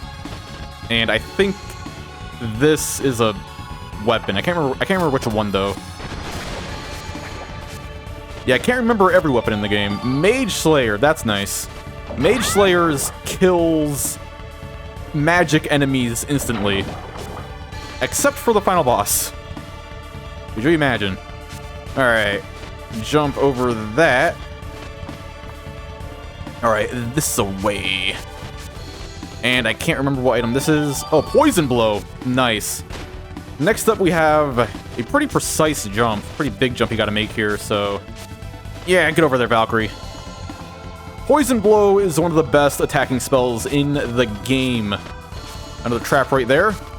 Don't jump in it. It'll just lead you back to the previous room we've been in. Alright, we got 3 weapons here. I mean, 2 weapons and auto item. That's kind of nice. We've already used auto item. But there it is again for you. Alright, now we can take this shortcut back.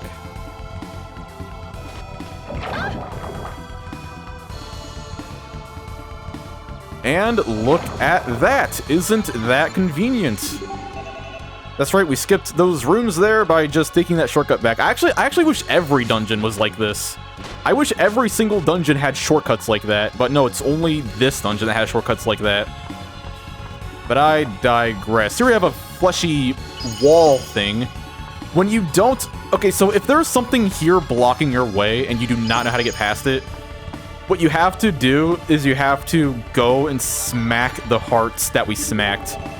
So that would be in that room right there. Go and smack that heart. I already did, so we can just walk right through this. Alright, this room activates the next shortcut. So see, there's a fleshy thing right there. That's another shortcut. You come down here, you'll notice that we cannot get past this. So we need to unlock that. And to do that, let's get this chest first. Oh my god, Valkyrie, get up there. Alright, Quartz Gem. Alright, so we can jump in here, and now we unlocked this tentacle. Or organ. I mean, I don't know what to call them. I'm just gonna call them tentacles, because that seems like the safest thing to call them. Like, I know it's intestines, but calling it intestines sounds gross to me. Alright, mash jump, and then you get through that like that. And you cannot avoid taking damage there. I think you have to get hit to go through that. And here we have our next shortcut.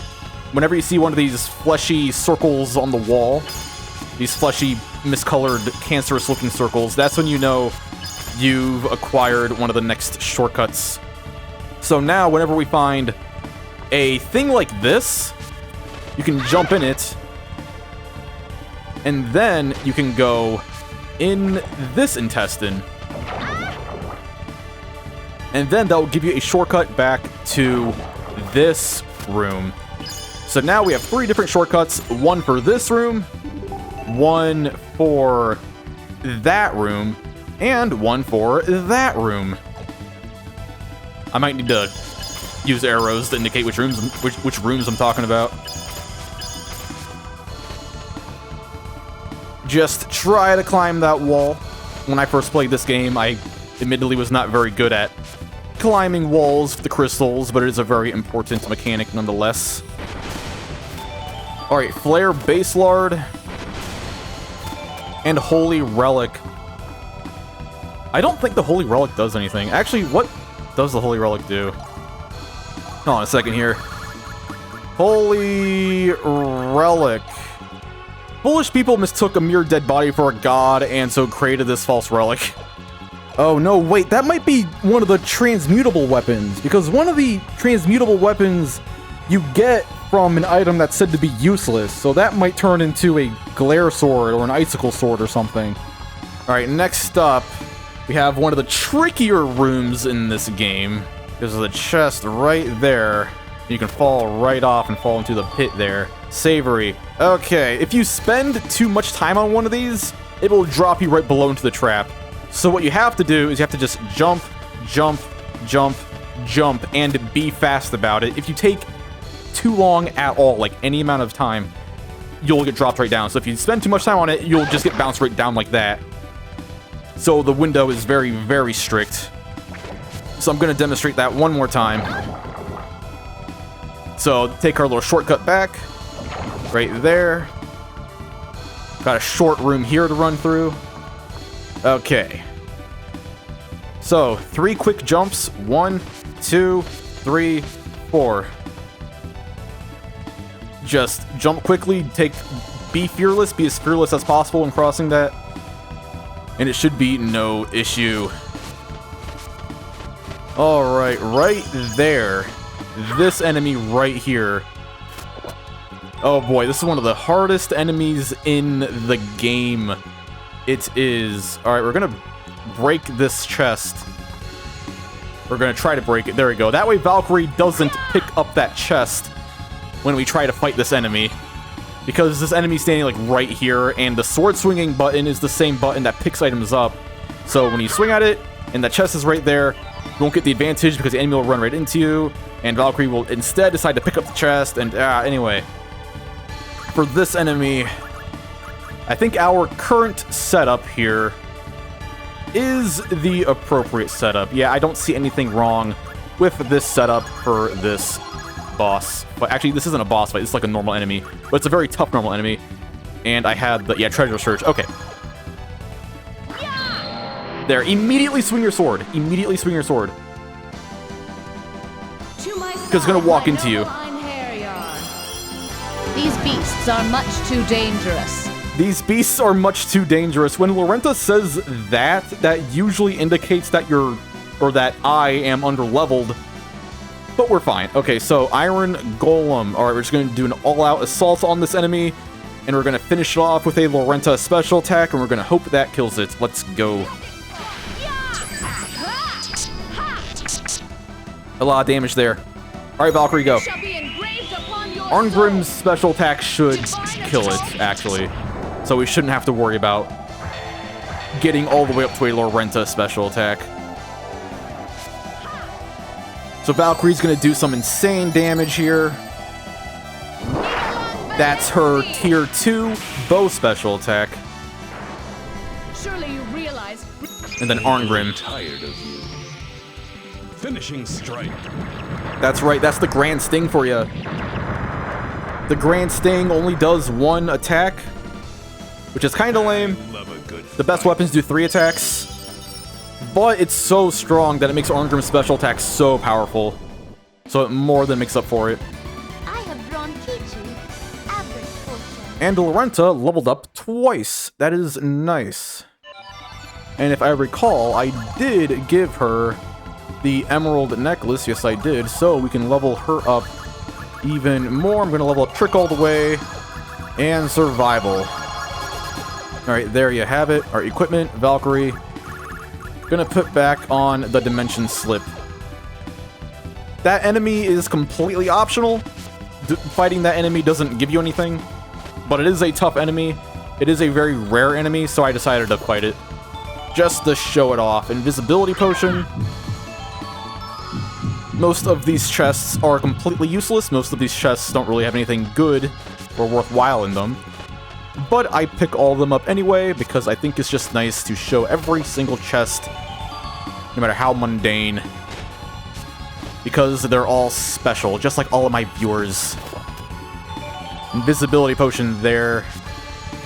Another one. That's 2 invisibility potions like right next to each other. Also a poison blow. That's interesting. There was a poison blow not even a few rooms ago, so... Yeah, a lot of repeated items in this dungeon. Vegetable seed. Lapis lazuli. And this away. Alright, you see these here? If any of these are blocked, so if there's like a fleshy 3D mound here instead of one in the background, you just can't get past it. Same with these two. Then you need to smack all of the hearts that we smacked. This is a pretty big dungeon, so if you didn't find them, then... Oh well, you didn't follow good enough. Anyway, here is a boss fight. We are going to heal all the way. So elixir, there, and there. Then, Nanami. Let's see how Nanami's doing. Capacity 9. How about Lorenta? 70. I can level up Guts a little bit on Lorenta here. 7. I can give her a level 4 Guts. That's better than nothing. Alright, in my opinion, this upcoming boss fight is one of the hardest in the entire game. Like, this next one is really, really no joke. In my personal opinion, it's really no joke. So, yeah, Ether Scepter, make sure Lorenta has as high of a magic stat as possible. Alright, so here's the setup. Alright, Crescent Arrow, Dual Helm, Radiant Garb, Dual Garter, Dual Greaves, Bracelet of Zoe's on Valkyrie here. Treasure Search, Mirror of Pleiades, Dimension Slip, Dragonbane, Anointed Tiara, Anointed Cloak, Extreme Guard, Sooty Boots, Magic Bangle, and Emerald Necklace. Arngrim here, Grand Sting, Sallet, Dual Armor. Actually, since this is just one boss fight, if you really want to, you can give Arngrim a weapon that attacks 3 times, but none of them are as strong as the Grand Sting here with his special attack, so... yeah, Gauntlet, and then Greaves, and then Paralyze... Actually, he doesn't need the Paralyze check. What are you gonna get? I'm gonna give you a Stun check. That's probably better for the time being. Power Bangle. And then finally on Lorenta. This is a Lorenta setup. Ether Scepter, Tower of the Holy Empress, Mirage Robe, Greaves, Emerald Necklace, and Magic Bangle. Alright, you got that. Be sure to save. This fight is really no joke. This one, in my opinion, actually is really difficult if you don't do it right. And the game just froze for a second. For some reason, the game loves pausing for a second after you save in a dungeon. These creatures, they are hunters of souls created by Queen Hel of Niflheim. How did they get here? So the hand of Hel reaches all the way to Midgard now. Everyone gather here, Valkyrie has arrived. Inform the queen, she'll be overjoyed. So they knew I was coming? Come to me, Dark Warriors. Battle awaits us. I was certain that this monster has the power to come back to life. That is so misleading. Survive it, Valkyrie. Okay. Okay, good. We survived it. That's why I want the Bracelet of Zoe's. If we didn't have that, then Valkyrie would not have had enough health. So, Valkyrie says it has the power to come back to life. That is not exactly what this enemy does. Hell Servants, what this enemy does do is it brings its partner back to life. So if you kill one, so if I kill the Hell Servant here, this Hell Servant will just revive that Hell Servant and it will have full health. Like, it doesn't revive it with 10% health, 20% health. No, it'll be at full health, fully revived. So we want to take out both of these enemies at the same exact time. So we're going to lower the health of one of them, and then we're going to lower the health of the other one of them, so both of them, and then we're going to try to finish off both of them with a Lorenta special attack. So, all right, let's go. Alright, lower the health. Alright, Valkyrie, go. It shall be engraved upon your soul. Divine assault.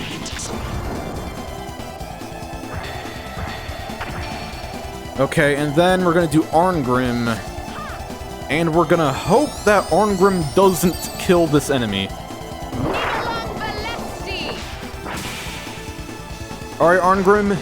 You still breathe? Don't kill this! Finishing strike. Oh god, that's gonna kill it. No, fuck. That's gonna kill it. That's gonna totally kill it. Oh god, okay.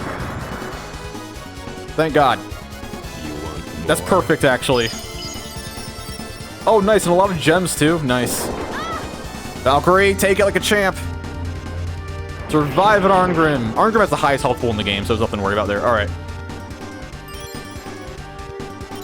Now what we want to do is we want to get Lorenta's charge turn down.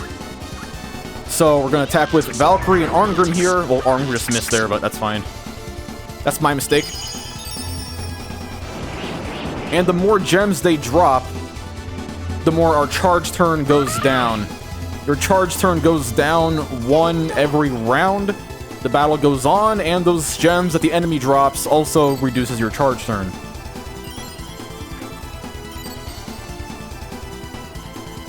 Alright, let's go again. Drop more gems. This is why Bow Valkyrie is really nice. Bow Valkyrie allows a lot of gems to drop in battle. Lorenta is not getting any gems, which is fine. We just have to survive until she gets gems. Union Plume. And Elixir, that's right. Alright, Lorenta still cannot special attack, which is fine as long as we're still alive. Look at that, a lot of gems there. Lorenta might get those. And she got, like, 2 of them. Alright, Lorenta can go now. Alright. Her special attack with the Ether Scepter can hit both enemies at once. So let's do it.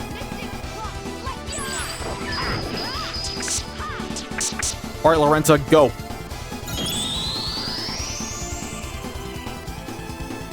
Ye must desire respite from thy empty existence. Thou shalt have it. That should kill them. That should kill them. They're both on low health. This is the strongest special attack in the game. I mean, for the time being, it's the strongest in the game. There you have it. Monsters, get thee hence.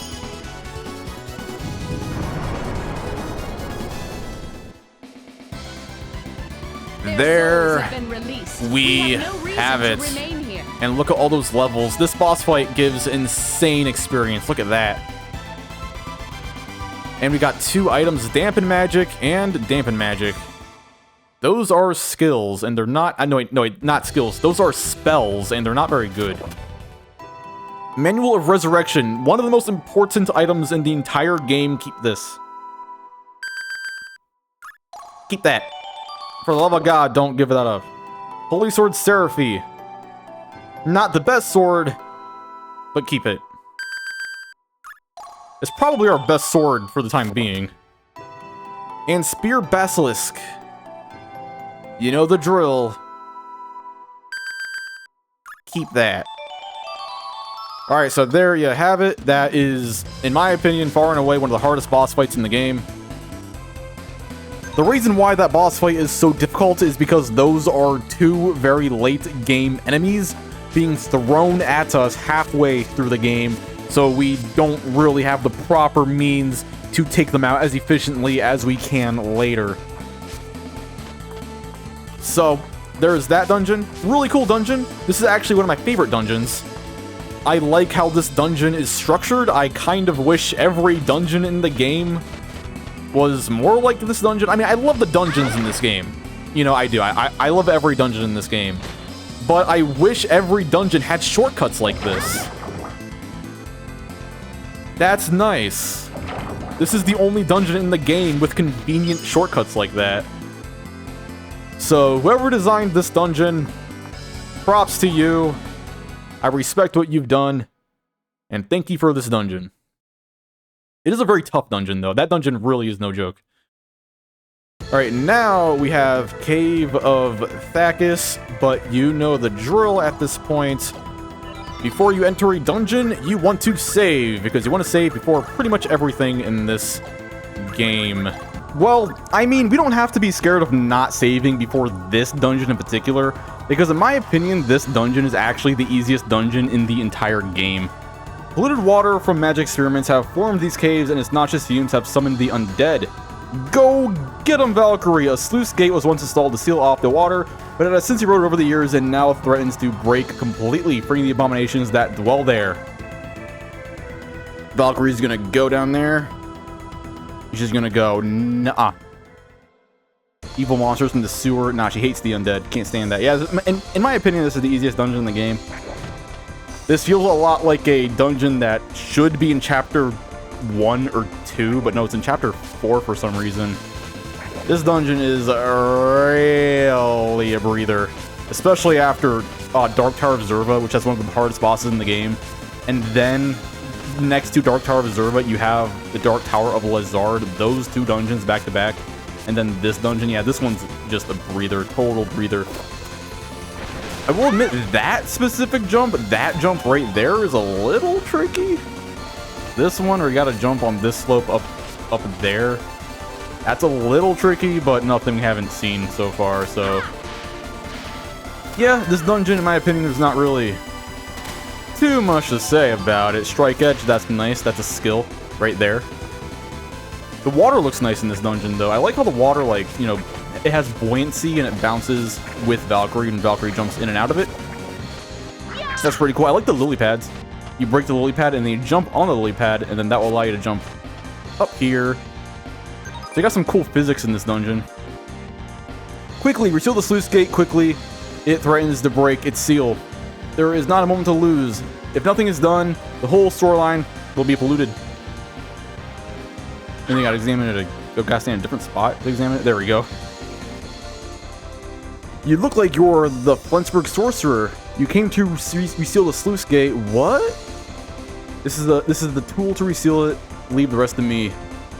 If you don't examine this guy twice and you make it to the end of this dungeon, you won't have that sluice gate key, and you have to come all the way back here, so that's kind of annoying. But luckily, I do know to examine him twice. I wonder if anyone's made that mistake in this game, where they're like, what the hell, I can't do anything, because they forgot the key there. They didn't know to examine that guy twice. This part's pretty cool. You gotta cut these flowers here, these lily pads, and then you can make this bridge to jump across the water like this. But in my opinion, this is pretty difficult. I mean, not really, but an easier way we can do this is to just cut the one on the very, very left over here, and then jump on this one, and then that allows us to skip all of those shenanigans. So yeah, you don't have to make a lily pad bridge. The lily pad bridge. That sounds like a children's book. Over here is I think, I can't remember what weapon this is. I can't remember the contents of every single chest, but I do know where the chests are. So don't pick it up, Valkyrie. Explosion there. Flare Base Lard. That item at this point is pretty useless. This game gives you a ton of Flare Base Lards. A ton of them. It's not a very good weapon to use in battle, but it is a nice weapon to give on Einherjar that you send to Valhalla. Because the better equipment, the better an Einherjar is in Valhalla. Here we have a puzzle of sorts, if you want to consider it a puzzle. So you hit that crystal there, not crystal, you hit that ball there with your crystal. So hit that ball there, you gain 2,000 event EXP. And then you can examine this here. If this isn't working, like if Valkyrie says it doesn't work, then it's because you need to go hit that ball, and then you can examine it.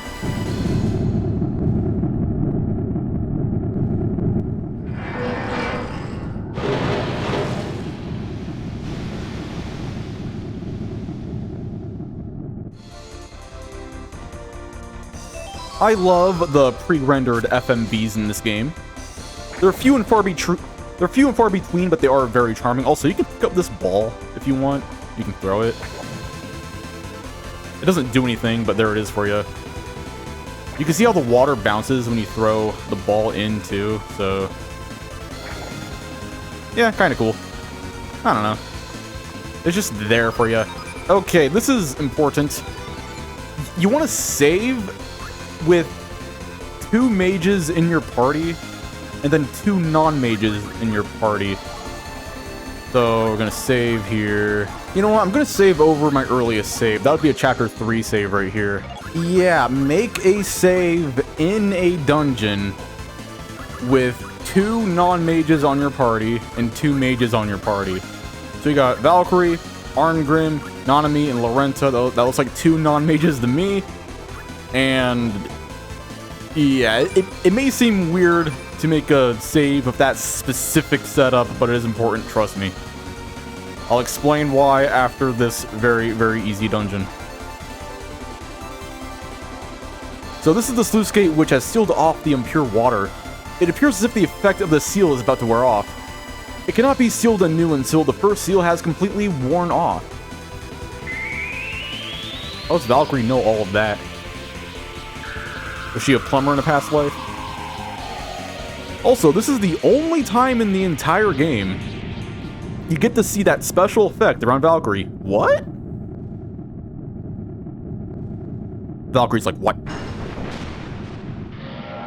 Oh shit, the undead, here they come. Ew. Alright, crabs.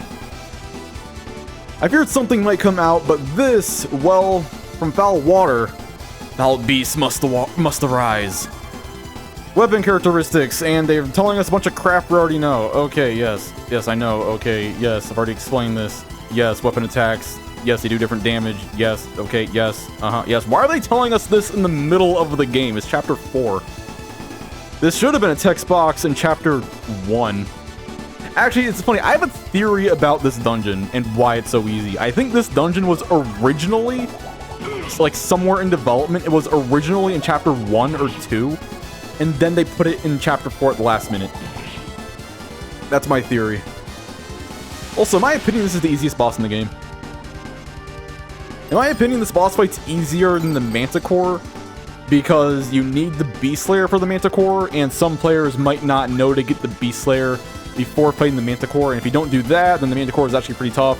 The same thing about the Dragon Zombie. You need the Dragon Slayer or the Grimace Blade to defeat the Dragon Zombie in one hit, and some players might not even have those by the time they get to the Dragon Zombie in the Natav Swamp. That's hard for me to say.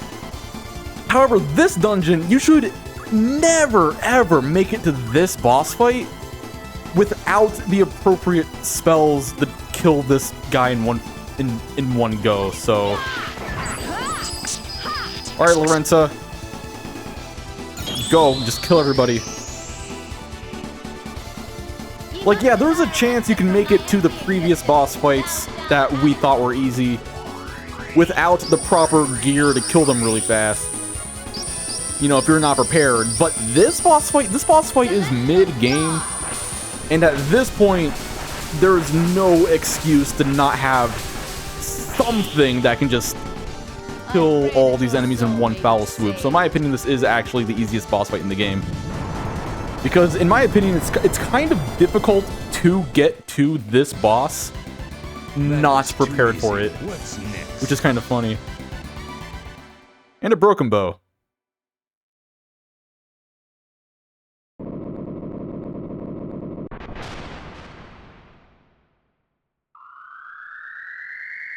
And there it is. There's the new seal. Valkyrie, I didn't know you had a thing for plumbing. Alright, Bracelet of Zoe. Very nice. The best accessory in the game. We will be adding that to our Bracelet of Zoe collection. The more of those, the better. And Coin of Fortune. This is very nice, too. This doubles... I mean, doesn't double. I think it boosts your experience by 30%? Or 15%, one of those numbers, either way, very nice, and 60,000 event EXP. So there is that dungeon. I like this dungeon. It's a nice breather, especially after the Dark Tower of Xervah, which had a very difficult boss fight, and Lezard's Tower, which is quite a dungeon, to say the least. So this dungeon, you know, being nice and easy, a nice breather. I do like that. And you got these, like, flowers that you can, you know, cut here. So that's kind of fun, you know. So I do like this dungeon. I do. Very relaxing. I like how the water looks, even though it's very rudimentary. It's got a very nice art style. That's pretty cool. Yeah, I don't know. There's not much to say about this dungeon, but it is relaxing, to say the least. The seal has been restored. I have done my best. You earned 500 event EXP. Also, okay, another reason why I think this dungeon was originally meant to be in chapter 1 or 2 is because the event EXP. Look at that. That's 500 event EXP. That's like early game event EXP. To put that into perspective, the previous dungeons were giving us thousands and thousands of event EXP per event EXP triggering. But the event EXP in this dungeon is like 500. Except for defeating the boss. We got 60,000 for that. So that's pretty interesting. I don't know. That's just like a theory I have. I think this dungeon was like meant to be earlier at some point. I don't know. This game has weird stuff in it. Okay, now what we are going to do is we're going to manipulate the RNG. Which might sound funny, but that's what we're going to do, okay? So, you see this Cave of Oblivion up here? This Cave of Oblivion, the one next to, yeah, Solde Catacombs.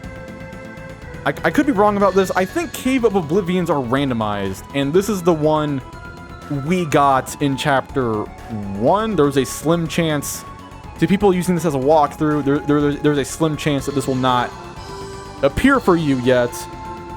But for this Cave of Oblivion, the one up in the top right corner of the map next to Solde Catacombs, we can manipulate the RNG to get every chest in this dungeon. So, chests in Cave of Oblivions are randomized. They're completely randomized. Each dungeon, I mean, each Cave of Oblivion has a set number of chests, but they won't always spawn every time you enter. But luckily for us, we can manipulate the RNG to get every chest to spawn in this dungeon. Okay, Cave of Oblivion. It is said that the jewels and monsters that appear in the caves are different each time it is visited. The cave is a natural wonder, the envy of adventurers, but be extremely wary here. The monsters and other magical beings can be extremely powerful. Okay, here's what we want to do. We want to do something very specific. Alright, so we're going to save. Do not save over your Cave of Thackus save. Make a new save. Okay, we're going to reset the game. So I'm going to reset the game. In order to do that, I got to open the emulator here, and then I can reset like that.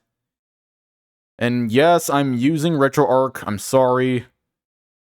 I know it's bad. But, you know, gotta separate the art from the artist. You know, I know, just because I use RetroArch doesn't mean I agree with everything the developers do, okay? Okay, I just like RetroArch because I think it's a really good emulator despite, you know, some of the things the developers have done. Anyway, enough about that. That's a different story for a different time. Okay, you want to load a save in a dungeon that has 2 non-mages in your party.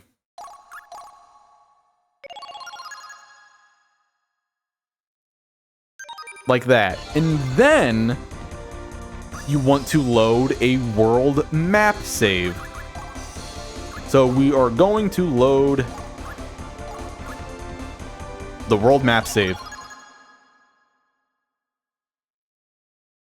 And then after doing that, all of the chests in this Cave of Oblivion, the one next to Solde Catacombs, should be here.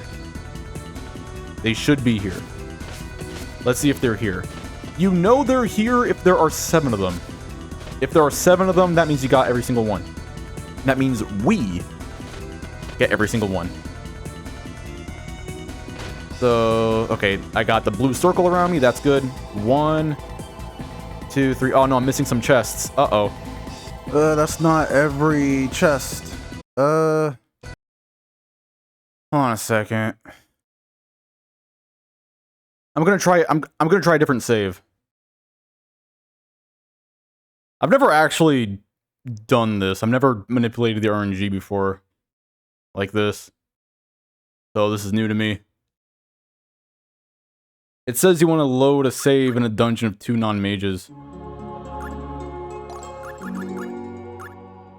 I'm gonna try this save instead. Okay, I have 2 non-mages here. So now I'm gonna load the world map save from that dungeon.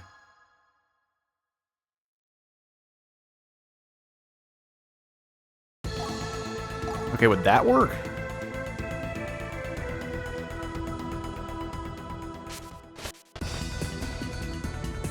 This is just a rudimentary way to brute force RNG manipulation. So whenever you... this also works for other games. Whenever you notice that an RNG manipulation is not working, then it's good to just...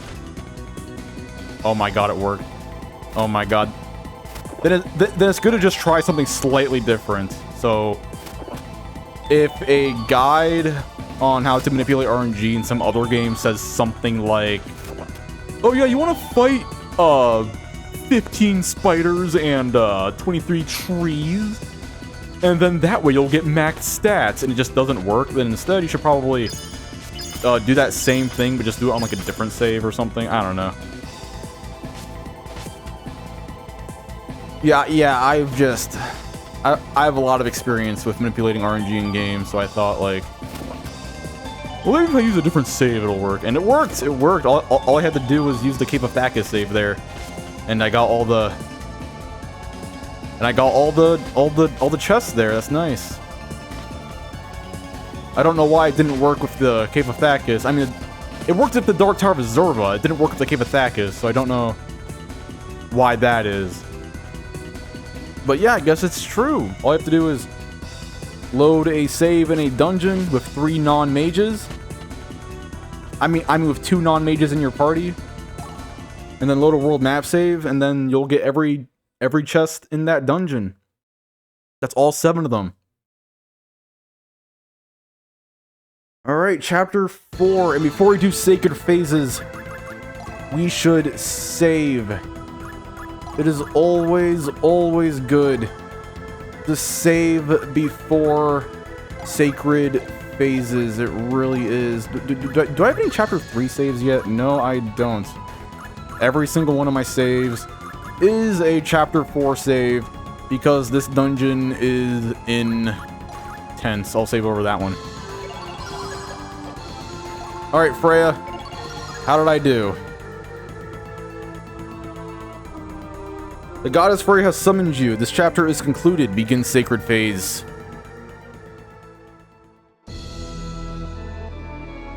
It has been a long time, Lenneth. Our current situation is as follows.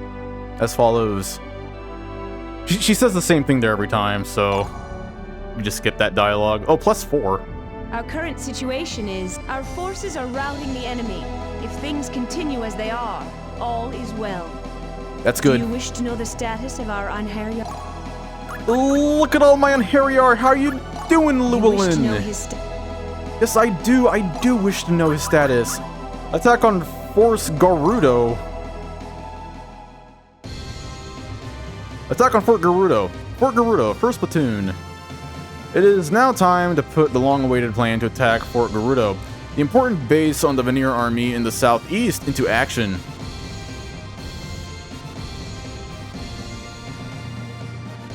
This mission is crucial to the Aesir army's success. We mustn't fail.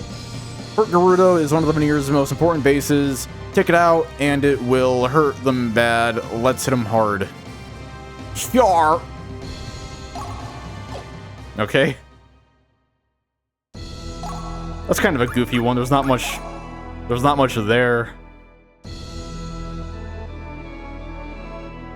And yeah, this is the one where Llewellyn's like, I hate it here, and I'm like, I'm sorry, Llewellyn. Yes, I've watched this one like 3 or 4 times at this point. Oh, that one's painful. I'm sorry, Llewellyn. Do you wish to know the status of our Einherjar? Okay, who else I got? Belennis. You wish to know his... My main man, Belennis. When I first played this game, you died up here because I sent you up unoptimally. Battle for Magic Tools. No, wrong button. Do you wish to know the status? Yes, I do. I want to see the Battle for Magic Tools. Gosh, dang it. You wish to know his... Yes, I do. Battle for Magic Tools. Battle for Magic Tools. More Grand Cave second platoon.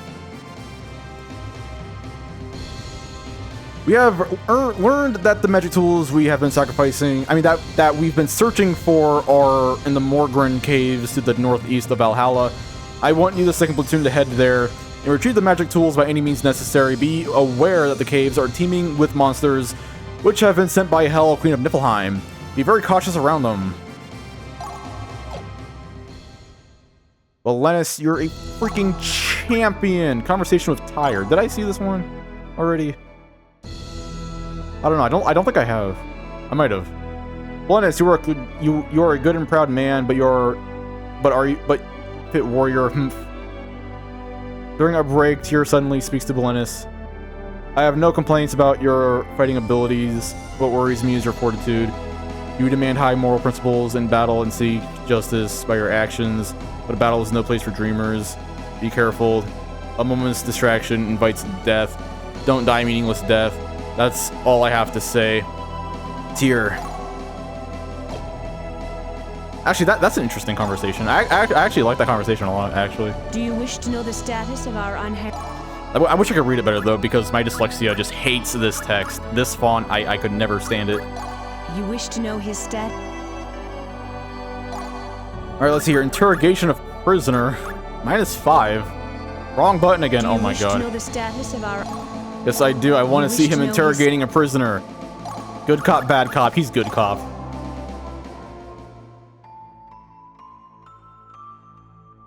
What's...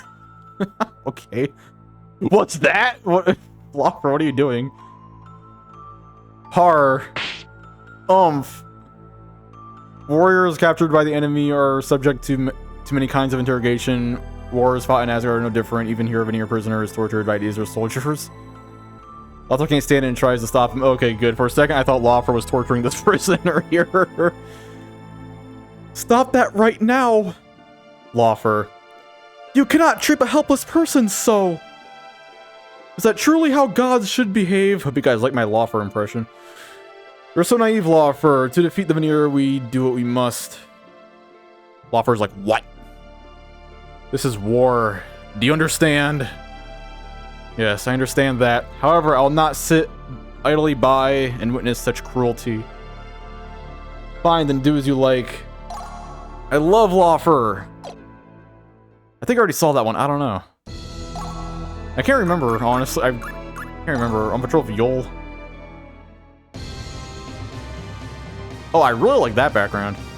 Lothar, cover me! Yes, sir! Lothar and Yul ride into battle. The Vanir fall like ripe wheat before their combined assault. Yeah.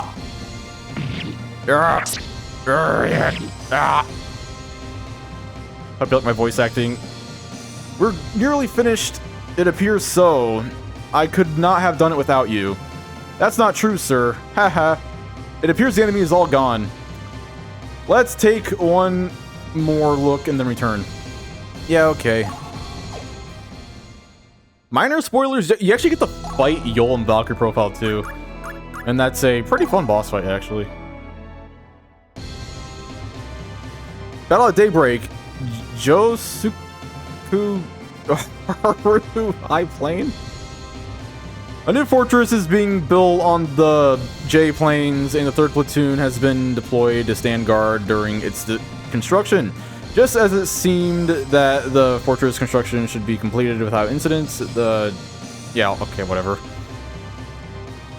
Honestly, the enemy, it's been a surprise attack by the Vanir.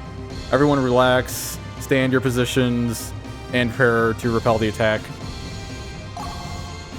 Victory in war, repel the surprise attack. Success in defending the fort.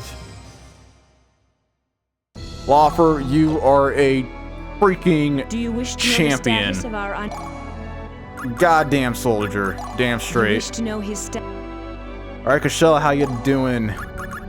In difficult situation, +5. Ooh. Ominous. Ugh, I'm in trouble. Kashella is in extreme danger. While scouting along the mountain path at night, he falls off a cliff. He hangs painfully onto a tree branch, holding on for dear life. Oh no! He isn't sure how much longer he can hold on. Oh no, what do I do now? Maybe if I climb strenuously upside, escape from a bad situation.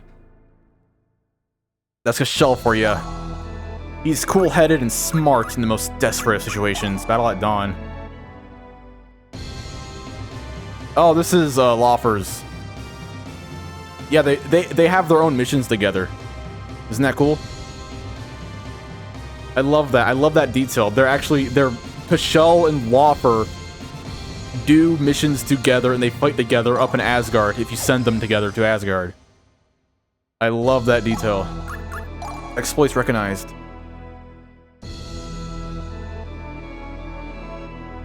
Kashella, your exploits of late astonish me. You are working hard. I expect much from you. You can count on me, Lord. Recent exploits praised by Thor. Hero value +5. Alright, so there that is. Do you wish The to one know with the the status of our Einherjar? surviving on a tree was really interesting. I do really like that one. You wish to know his June! My main man! The newest victim! Thinking of sister. Oh, I really like that background. That's where Valkyrie was at, walking in at the start of the game. Hey, I wonder if I wonder if she's alright.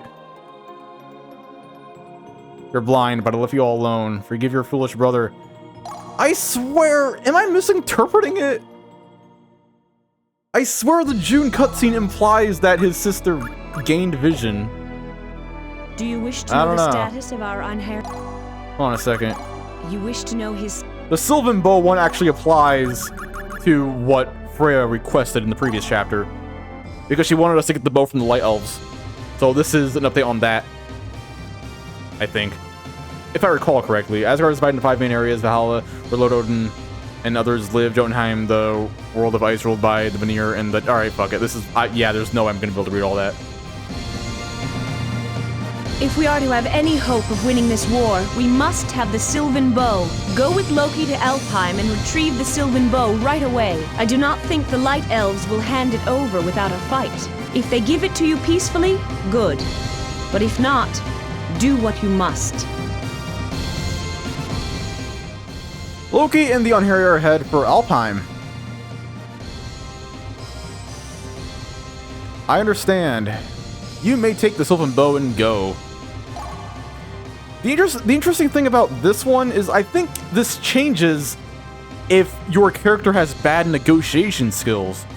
So Freya in the previous chapter requested someone in chapter 4 who had good negotiation, which is why we gave June gear and equipment that give him good negotiation, so we gave him the Angel Lips, and then this cutscene plays out peacefully. If you don't send someone up who has good negotiation, then I think Loki steals the Sylvan Bow by force, if I recall. So that's pretty interesting.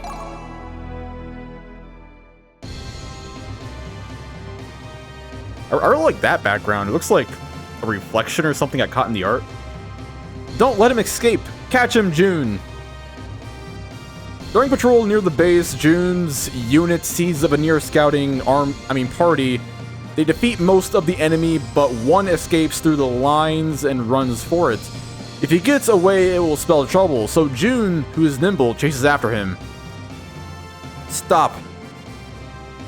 Huff, huff. Yar. You thought you could get away, eh? This also, I like how this shows the differences in everyone's personalities. So that's a Lawfer equivalent. that's June's equivalent of Laufer's cutscene. So when Laufer found an enemy in the previous episode, Laufer let that enemy go, and Laufer showed pity on the enemy. June's different. June is more of a devoted warrior, so June actually, defeated the enemy when he caught the enemy. Do you wish to know the status of our... Remember that? There was a Laufer wish to know his... scene in a previous sacred phase that showed him showing pity towards the enemy he found.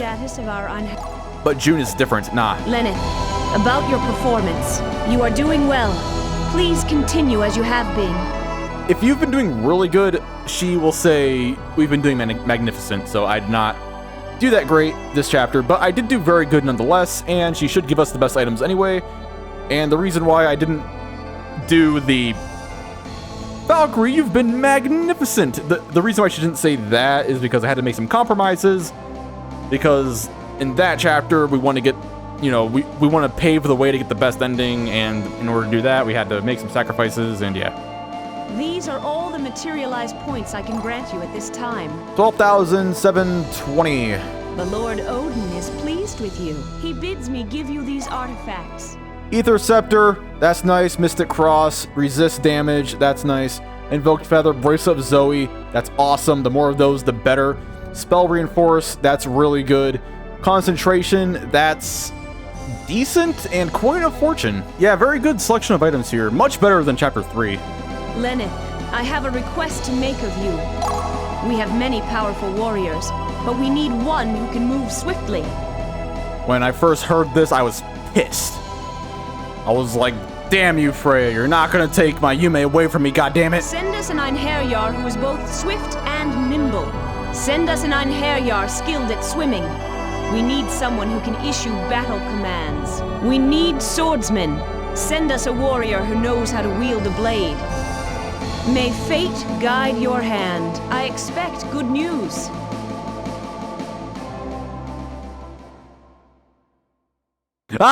Arngrim jump scare anyway.